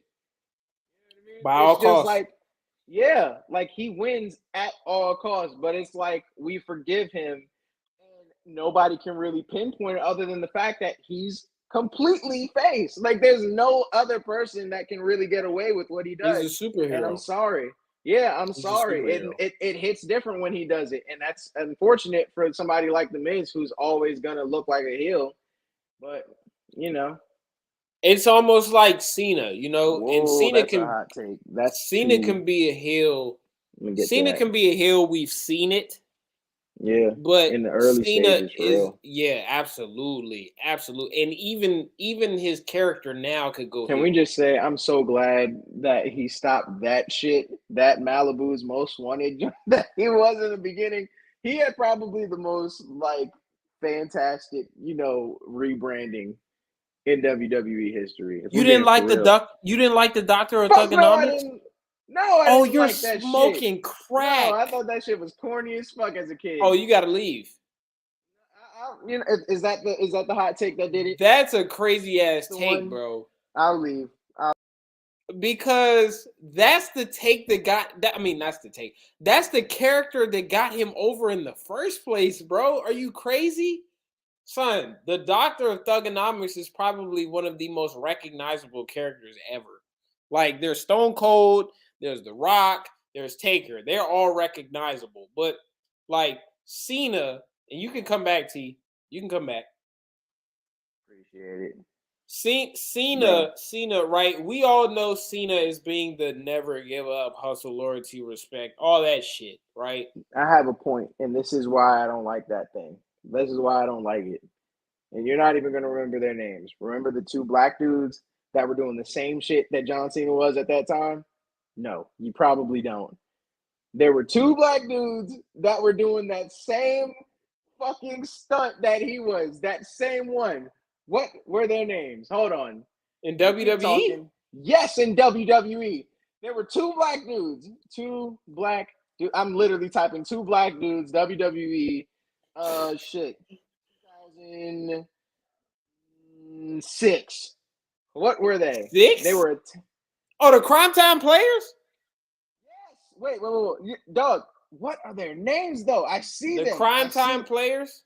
Yeah, I think that's their name. Yeah, Crime Time. Yes, Crime Time. Same goddamn shit. No, I disagree. Black they were not rappers. They were not rappers. They were thugs. And that's Hey, that is You're about to get muted. You're treading on thin goddamn ice. No, hold on, wait. Pause. Ice. No, you gotta let me get my point out. You better gotta hurry goddamn up. Hey, rest in peace, Shad, though. Rest in peace, Shad. Rest in peace, Shad, for real.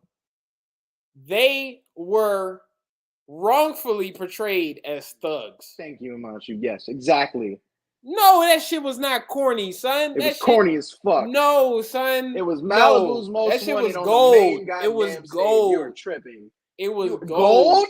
It was gold. It was gold. You're killing me. This is the most cringe combo I think we're gonna have on this show. For you to not even admit that John Cena's whole rap whatever was ass. Gimmick? No, it was not ass. It was ass. It was not ass. Was complete ass.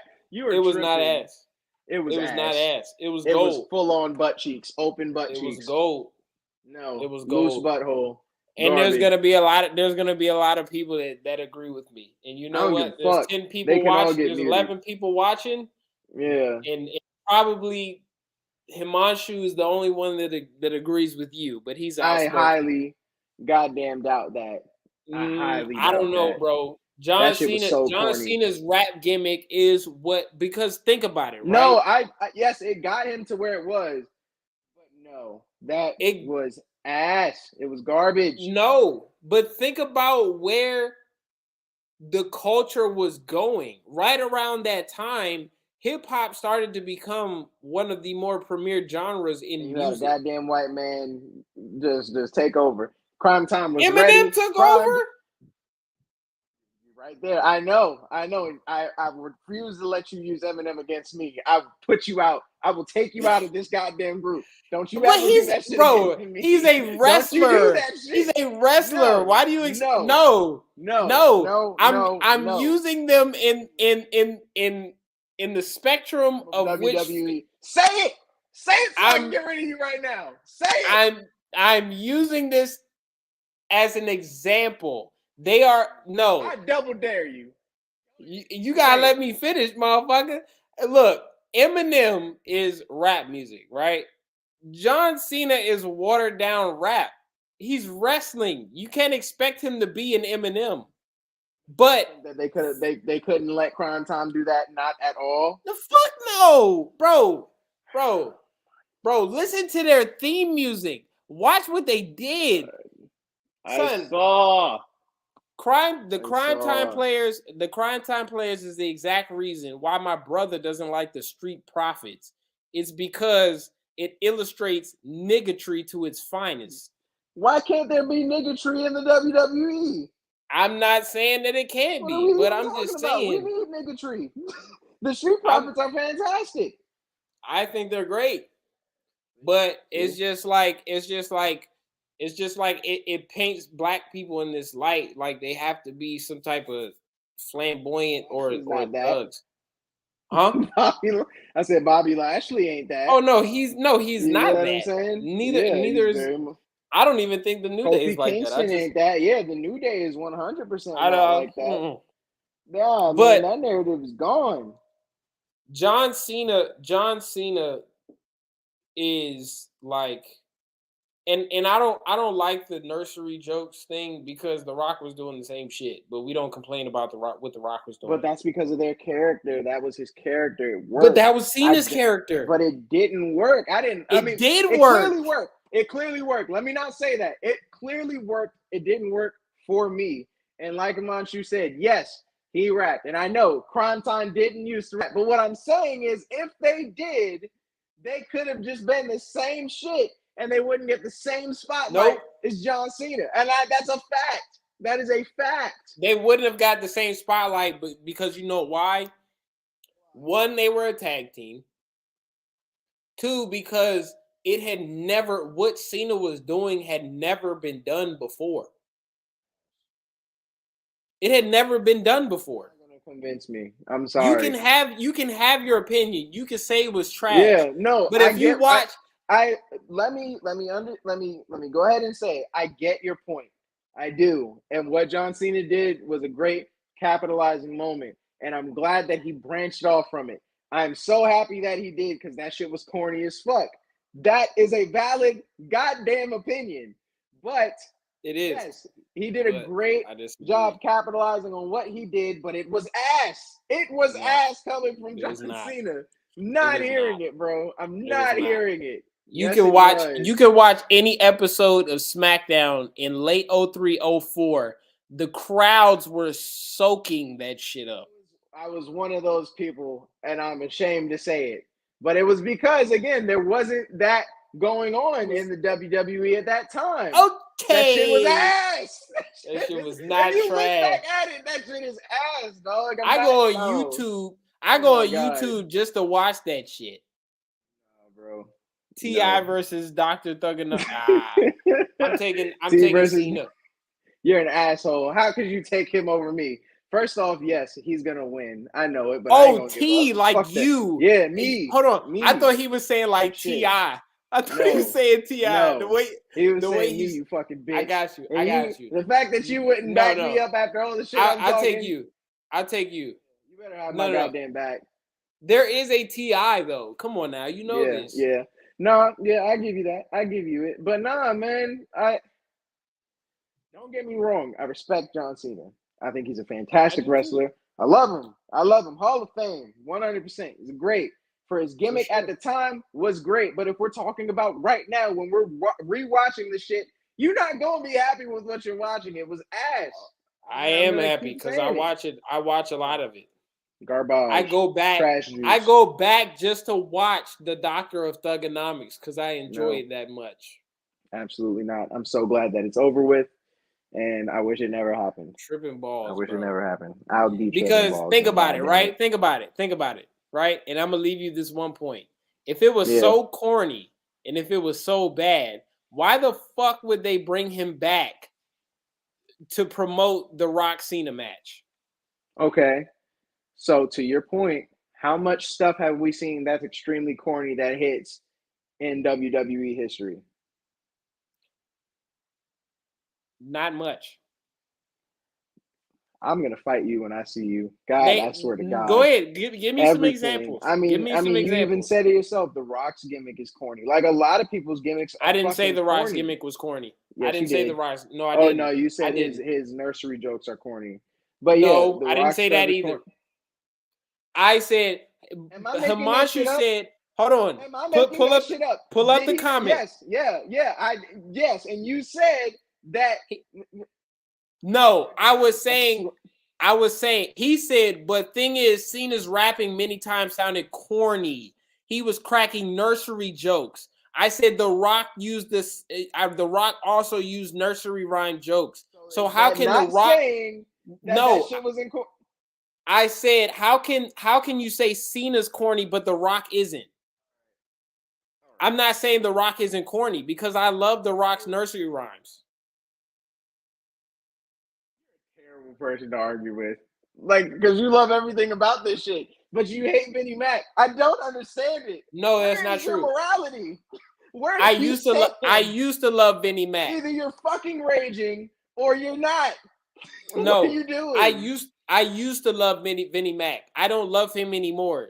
After 2018, and I started seeing what he was doing with the product and how he was.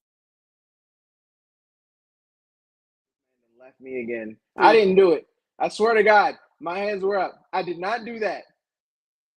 Do what? All right, I'm back, but I did see it switch around. But nah, I'm not tripping. Saying, I don't know what happened there. I'm not tripping. I but didn't time you out. That was not me. I'm not tripping. Go ahead and say. But Vinnie Mac, God, because my God hatred is on my side. No, God don't choose sides. My hatred. My side, bitch. Yeah, you wish. My hatred for Vinnie Mac is actually recent. I think that's everybody. So everything I thought, to me, like even as a 24-year-old that watches the Ruthless Aggression and watches, the Attitude Era, I can go back and watch it and I still love it. Like I was watching it. Don't get me wrong, I love it. It's just corny and cringe. Like that shit it's fine to love it. You can love corny and cringy shit. And it's corny. It's cringy. It's not corny. That's fine. It's fine, bro. Hold on. It's They do amazing. bring back hated things. Thank you. Yeah, they bring back hated things because it's nostalgic. Exactly. Vicky Guerrero came back. She'll come back screaming. Yeah. Okay, that's a good example. That's a good Yeah. example. But you couldn't give me that. I couldn't, but I've been drinking, so shut up. There's also that. Come on, man. Like, That's a good don't put me example. on blast. That's a That great is a example. good example. It's a That's a great good example. example. I hate that Yeah. shit. But But all right. hold on. Speaking of, Time out. go ahead. Time out. Go ahead. Hurry up, because I'm trying to get off this. Vicky Guerrero's time came in 2011, 2012. That is a dark time for WWE. That is To refute that point, Vicky Guerrero comes from a very bad finally time. get back now, but it seems like, again, Vinnie Mac is not trying to let off, and he doesn't think that he's part of the problem. That's where it all stems from. Oh, he's number one the problem. Yeah, he's the cancer. You got to get rid of it. You just got to cut that man out. He's the same person that said that there was nothing wrong with this current product. Why? But that's what that should tell you exactly all you need to know. That's why we need a change of face. Let Triple H handle it, man. I would love to see that. I would love to see what he does with the company. That would be awesome. I'm glad you even said that. That would be amazing to watch. Seeing somebody who literally was a huge superstar at the time, had some of the best walkouts in WrestleMania, like literally knew how to work a crowd all the way through his career. He knows it. He gets it. Yeah, he is the guy that you need to let head this because he knows what it takes. So I'm definitely one of those guys that I want to see that. But I'm tired of talking about wrestling. And, I know that the MMA part is going to be quick, but we do need to talk about it. So before that, you impatient fuck, because I've been seeing you sip on your shot the whole time. Everybody, no, that's tea. glasses. That's tea. That's tea. Oh, okay, cool. Well, I apologize. For calling you an impatient fuck. Cheers, everybody. Cheers. Let's get into MMA.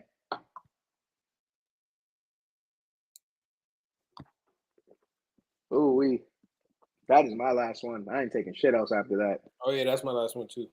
Yeah, but we failed to actually bring this up last time, which I can't believe we did. I really thought that we touched on it. But since we didn't, let's talk about Nate Diaz and Dustin Poyer. Nate Diaz is looking for this to be his last fight, which is news in and of itself. Like, honestly, it's been a long time coming for him to retire. Is this recent? No. That was like one of the first times that it was the most recent time that they were scheduled to fight, and it didn't happen. It happened last year. Okay. Yeah, no, that's not a super recent, but it's recent enough. And I mean, Nate Diaz said last week or a little bit over last week that he wants this to be his final fight, and he's done with this. And it is time, and it's unfortunate, and it kind of brings back all the points that we were making with the WWE. But I mean, Nate Diaz has been in this joint for so long. He's been here, and every fight that he had has been a banger. So I think it's only right that he gets to call it quits on his own time, on his own terms, in a way. You get what I'm saying? So if he wants this Poirier fight, and Poirier wants that fight, man, let that shit happen. Fuck all these politics and all this other stuff. Let that shit happen, because the shit that Nate Diaz has literally done, yeah. But even past that, the shit that Nate Diaz has done for the sport, him and his brother are the reason why fighters can smoke weed now. You get what I'm saying? Like, bro, these guys did that shit. They literally fought.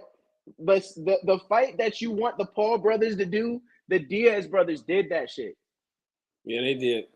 They've been fighting that shit while being in it. So I don't want to hear, any shit when it comes to the Diaz brothers, because they have earned their legendary statuses, both of them. But especially Nate, because Nate even kept fighting through it even when Nick couldn't. So, let Nate get this fight, bro. That's the only thing I really want to say, but it needs to be said. Nate deserves whatever fight that he wants as his goodbye fight. Nah, this shit needs to happen exactly for the reason why you said it should. Nate has done everything that he has needed to do to be able to get the pull that he needs to get the fight that he wants going out. And honestly, think about it, bro. If I want a fairy tale ending, right, win or lose in the lightweight division, take title fights away from it. So, right, let's take Charles Oliveira out of it. Okay. Who is your dream fight? Who is the guy that's gonna bring you the gate that you need on the way out? It's Dustin Poyer. I don't want to see Nate Diaz versus Justin Gaethje. I don't.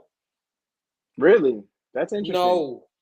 Why? Even though they would throw hands. That's right? exactly because what I'm saying. Why wouldn't you want to see that? That'd be Justin a great fight. Gaethje is one of the toughest motherfuckers I've ever seen. You want to know why I think Nate Diaz wants this fight? Oh, yeah, for sure. I think that's all it is. I think that, what Himanshu said, yes, this is a money fight for sure. And just the fact that this is Nate Diaz's fight will be a money draw, but also Dustin Poirier is now a draw as well. He's a draw. From everything. Yeah, Dustin Poirier is a draw. Justin Gaethje's a draw, but not on the level of Dustin Poirier. And I feel like if Gaethje did have that pull or somewhere near the same pull as Dustin Poirier, he would want that fight. But I do think that this is a money fight. But he also doesn't press like Dustin Poirier. That's also true because he gets a whiff of blood, beating the dog shit out of you for 4 minutes. Yeah. Until that bell rings.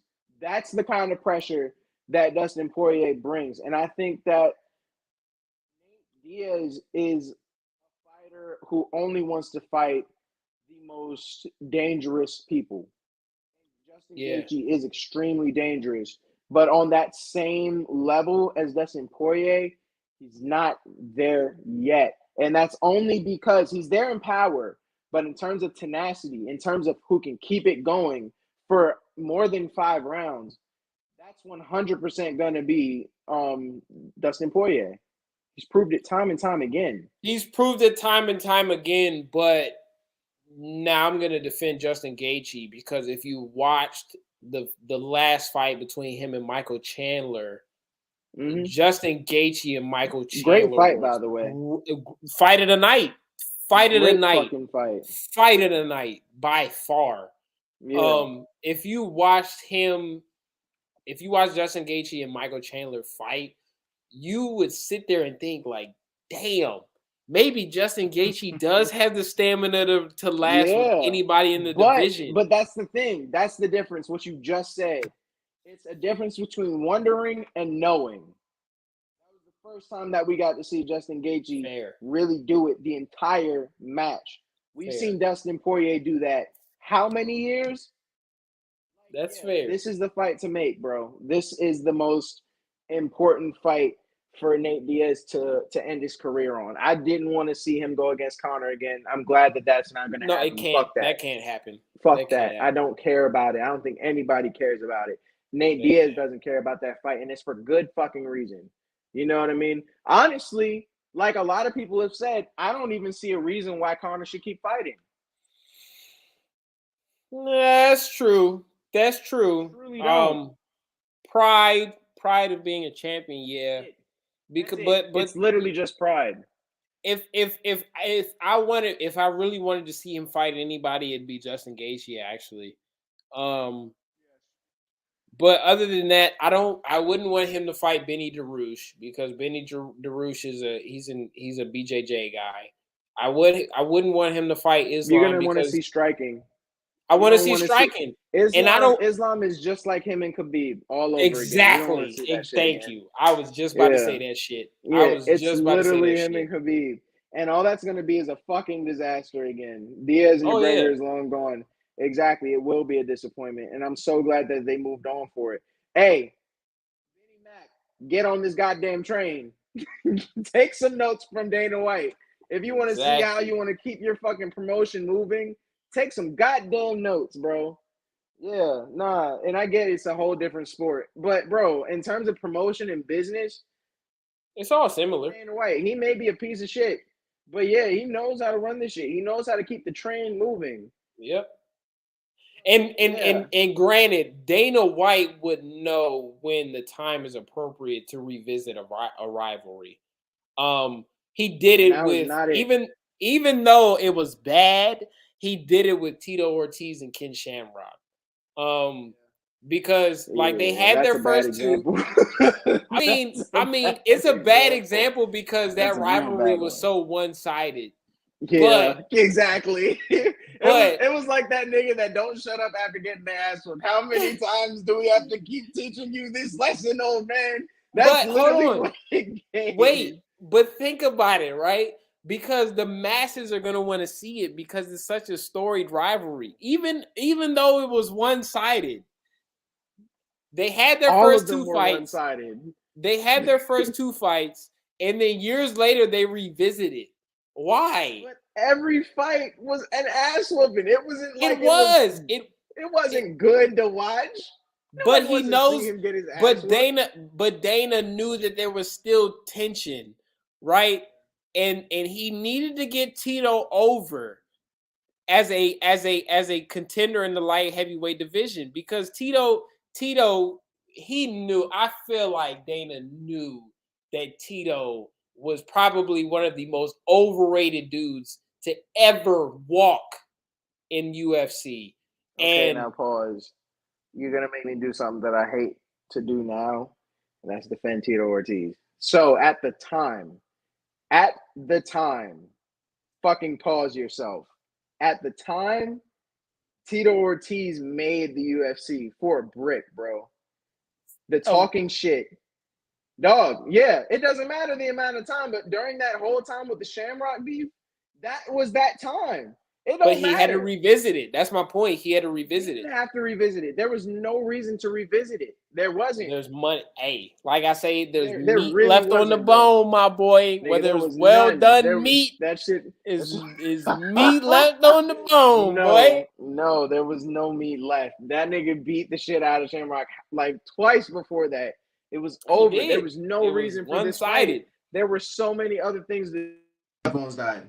Can you still hear me? Yeah. Yeah. All right, bet. Hold up. I want to make sure I can hear you. Yeah, you can hear me? Yep. All right, bet.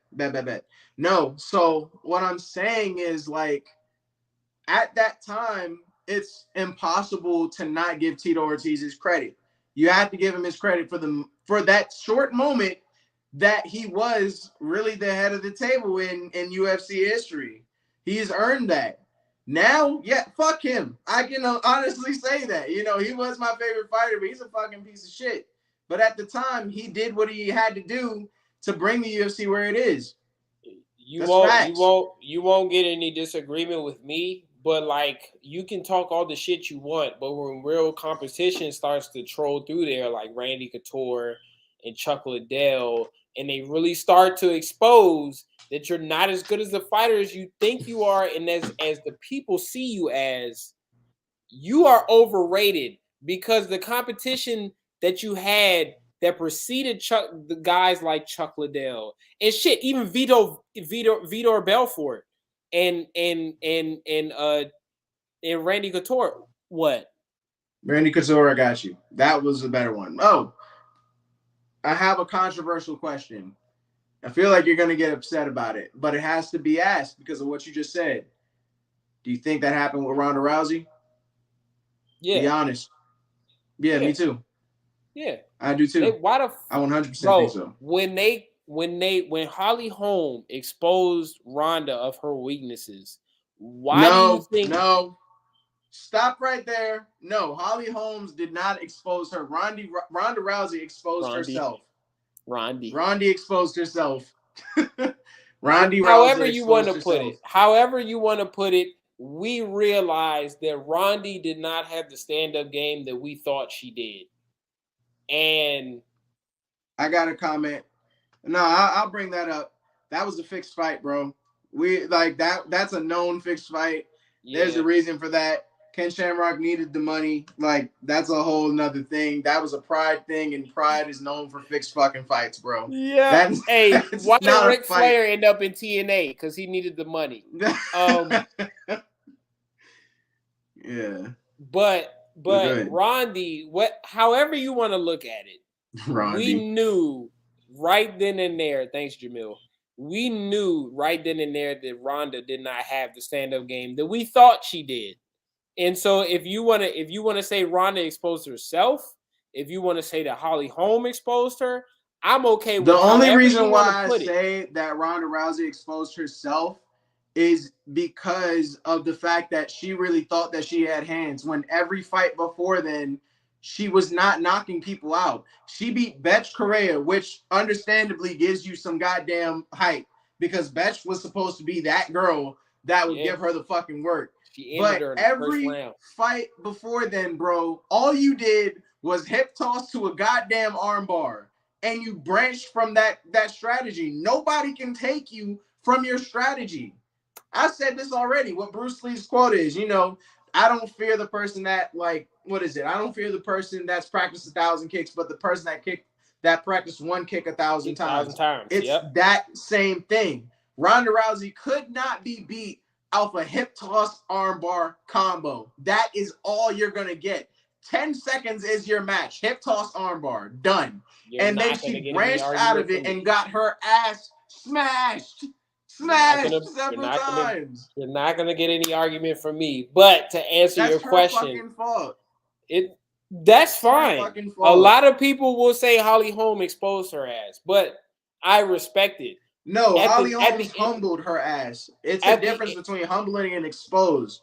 Ronda Rousey exposed herself, and Holly Holmes humbled her. That's fine. At the end of the day, we learned that Ronda Rousey was partly a fraud. But the reason why Dana White threw Ronda Rousey back in there.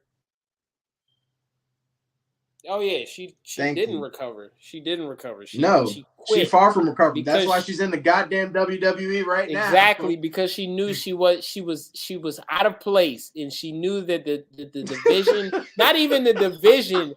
She said, "I have overstayed my welcome. I have overstayed my welcome. I introduced this to people, but I understand that this sport is evolving, and that these women are out here." But what I'm saying, that's what I'm saying. If she just stayed her path, I think that she would still be dominant. I don't think that she would have won every match. She wouldn't have beaten Amanda. She would not have beaten Amanda. Amanda's too complete of a fighter. Amanda would have beat the shit out of her. She would have whooped her ass. You know what I would have loved to see? My dream match was definitely Cyborg and Ronda Rousey because they were at the peak of their careers. Cyborg would have whooped her ass. I had Cyborg beating the dog shit out of her from jump. But I still would have really loved to see that match. I would have still loved to see that match. Because Amanda Nunes is basically the Cyborg of the UFC. Pretty much. Without a ground game. Yeah, without a ground game. But I don't know if she's going to work on it. I honestly don't know what she's doing. She's too strong.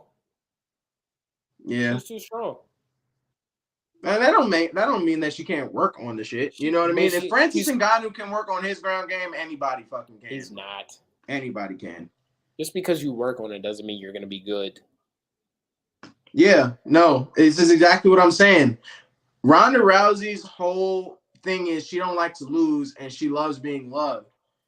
So it's true. She don't know what it means to be down. She doesn't. Unfortunately, and that's why I don't like undefeated fighters or like super face fighters, because all you see when that shit starts to turn is them shit themselves. And the perfect example is Ronda Rousey, bro. Like, and it's unfortunate because I loved Ronda Rousey. I had nothing but great things to say when Ronda Rousey was on her like thing, that her run that she was on. And when that changed, it was super bad. It was so embarrassing to watch in real time, bro, because you had this girl who literally did so much for the sport, and that will never be taken from her. But to see her fall from grace as astronomical, like a goddamn meteor, like hitting the earth, it was biblical how bad that shit was. Like, it's a real lesson for everybody, and I think that that's really a lesson that should be taken from anybody, bro, it's okay to fucking lose. If it makes you better, which it does, fucking be okay with losing. Do not take one L and then shit yourself for the rest of your life. It's okay. You will recover. People can be better than you at a time, and then you can come back and win. But don't think that shit is a fluke. Don't think that you can't be beat. Don't think that you are a god of anything. Somebody is out there who's better than you. Like, man, yeah, no, that's kind of why I still like Conor McGregor, because he can take an L pretty graciously at the time. He may talk his shit on Twitter afterwards, but when an L happens, other than the recent Poyer fight, like, he has been known to be like, yeah, I fucked up. I took an L. It's fine. I'll come back. He also understands that he also understands, because he's a businessman, and he understands that he is a draw, win or lose. Yep. Ronda Rousey does not understand that about herself. And when she understands, I just don't understand how she could not get that now, of all times. Because people want to be loved. Naturally, people are going to want to be loved. And that's... Yeah, but I feel like she's only known love, and that's like for at least a major portion of her life. And now that like that stuff shifted, I think that's what really fucked her up. But you need to get those kind of that experience, and you need to get those early, or else you'll end up like her. And she probably didn't get that. But c'est la vie. Yeah, c'est la vie. We branched off too much. But I do want to talk about the Bellator fight. And this, you know, I'm definitely going to touch on it tomorrow on the In the Mix. But, you know, I got to get my boy on it. Bellator 275 between Mousasi and shit. How did I forget his name? Hold on. Let me pull it up. Vanderford was amazing. It was super quick, but super fun. You know what I mean? Mousasi. Like, go ahead. Nah, man, go ahead. You go for it. My take is going to be like 10 seconds. Mousasi is dominant, but he would have never done this shit in the UFC. That's facts. No, that's facts. But, you know, people need to find where they're at. He found his spot. I'm not mad at it. But in terms of Mousasi, bruh, like, his career has been amazing. Even though, you know, his stint in the UFC was not phenomenal, it doesn't matter. You look at his record, you look at who he's beat, and especially this match in itself, like, I mean, it was dominant. He's the champ for a reason. I don't think that he should go back to the UFC. I don't think that he even wants to. But, you know, he's found his home, and he's good where he's at, bro. He's crushed. And there's nobody in that division right now that's going to challenge him, that's going to put up a fight. If what we saw is any indication, that man is good. He's straight where he's at, bro. Yep. He is the Conor McGregor about Bellator.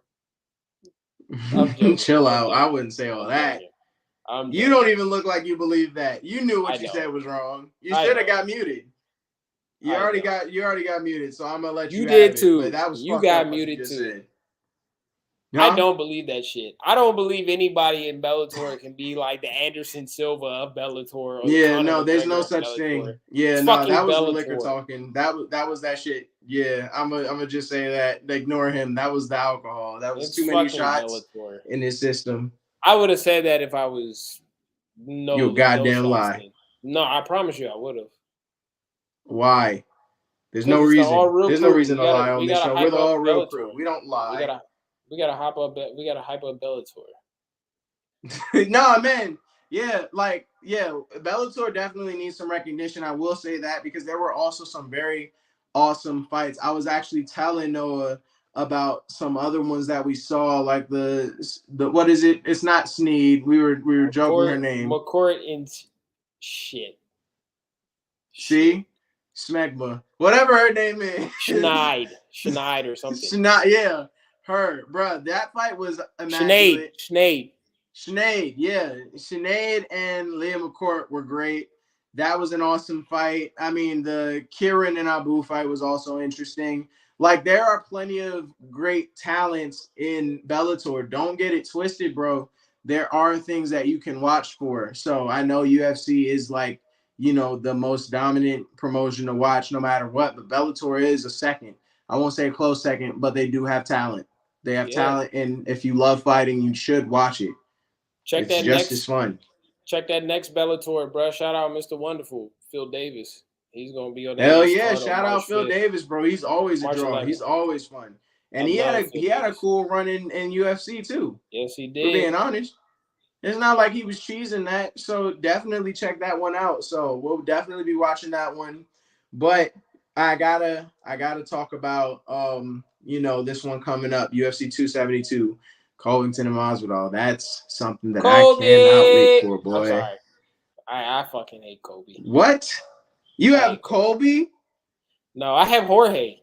We talked about this on the post show of 272 or whatever. I thought I was gonna have to collapse and end the show early. I think Jorge is gonna whip his. I don't know if Jorge is gonna whip his ass.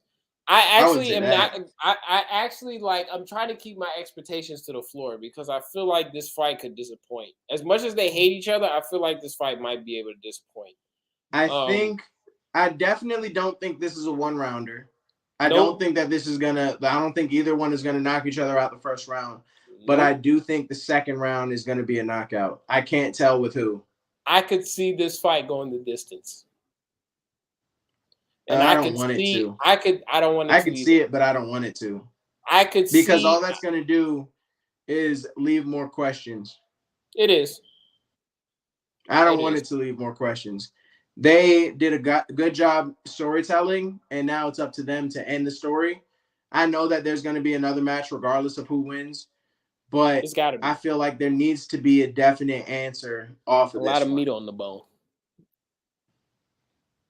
I wish you would stop saying that. I truly do. That's going to be an all-real crew. It's not good, especially with a name like Enormous Sack on the goddamn screen. Enormous Cock. Talking about how much meat enormous, is left on any bone, dog. Enormous Cock. Whatever. Exactly what I said. The civil rights leader, Enormous Cock. I know. Talk about Bobby Green. We over 2 hours. Yeah, let's get into that one, bro. Yeah. So tonight, I know it's probably going on right now. Islam Makhachev versus Bobby Green. I'm rooting for my boy Bobby Green, but I know he's gonna lose. Yep. And I don't know if that's a hot take that I'm eating my words for right now. It's not. But yeah, best believe I'm tuning in right after this, bro, because this is a fight that I've been super just on the edge of my seat from the moment I heard about it. I'm a big fan of Bobby Green, just like everybody else. I love the fact that he will fight anybody. He is that guy, and Islam is that guy. He's next up. If we're being honest, Islam is next up. He is. I don't even think that this is a test for him, but Bobby Green is not to be slept on, and this could be a big test on him. And if he somehow beats Islam Makhachev, bruh, he rockets into the number 2 spot. Easy. 2? I think he rockets in the top 10. No. I would back off and say top 5 before I say 10. You kidding me? If he beats Islam Makhachev, serious? I'd say 10, but I'd give him the 4. Just the way UFC ranks their fighters, I think he would be 10. I think he would be just outside of 10, but not. This is a huge opportunity. Nah, man. It is. This is especially off of 10 days notice. To get him 10. Yeah, it's way too big. If he somehow pulls this off, it's a wrap, dog. This will put him in that superstar category immediately. He deserves top 5. Yeah, I think he does. But I think Islam's going to win. I think he still has to beat Benny DeRouche to get that lightweight or not lightweight. Yeah, lightweight to get that title shot, because I think Benny DeRouche is one of the next in line, but I do agree. This is going to be a big fight with big implications. We saw the whole debacle with Khabib, and if Khabib could get the title the way that he did, in all honesty and with respect to Khabib, if that could happen with Khabib, Islam can get that fight after this one as well. If he wins, I wouldn't be mad to see him get that title fight. Me neither. It's unfortunate, but because we all wanted to see Khabib and Tony Ferguson, that was a fight that we were all dying to see, and it's unfortunate that it didn't happen in the peaks of their careers. But I don't think I'll ever forgive Khabib for that. Truly, I still have my questions on it, and I think that Tony Ferguson is low key right that there was some ducking involved, but I don't have no proof of it. We never will, honestly. Yeah, man. But I think that's it, man. I know that's all I got, man. I think that we did a whole goddamn lot. This was definitely our longest episode. Thank you for those that stuck through. The 3 people that did. This shit was a long one. It was a burner, but bruh, there was a lot to hit. There was a whole lot to talk about, man. So yeah, it had to be said. So I ain't mad at it. Anything you want to end with? Nope. Tune in to Bobby Green. Definitely. All right, hold up real quick. We got Rihanna saying hi. What's good? But you know, definitely let me put up the banner real quick. I'm tripping right now. You know, follow us on Instagram, Take It to the Ring Wrestling, and definitely check us out, the All Real Crew. We'll definitely be posting way more. Hey man, get a hashtag going with Jamil Take This Shoey because he's bullshitting right now. Oh, he gonna I'll call him out on it. He needs to hurry up and get this punishment out so we can go to the next one. And best believe we're gonna have some way more hand punishments coming. It's gonna get crazy, dog. Like I got a few in the stash, and we even talked about a few. So it's about to get more intense in terms of what we're gonna do with our predictions. So look out for that. I think we're gonna do it next week. Is that the case? We're gonna try to. Yeah, for sure. So yeah, check us out, man, every Saturday, and we're gonna do Sundays as well. So you know, we're gonna give you guys your weekend news 6 o'clock faithfully on the weekends from now on. But you know, until next time, guys, it's Tijon and Noah. Thank you for joining me as always. And until next time, keep it real with us, bro. Yes, sir. Peace out.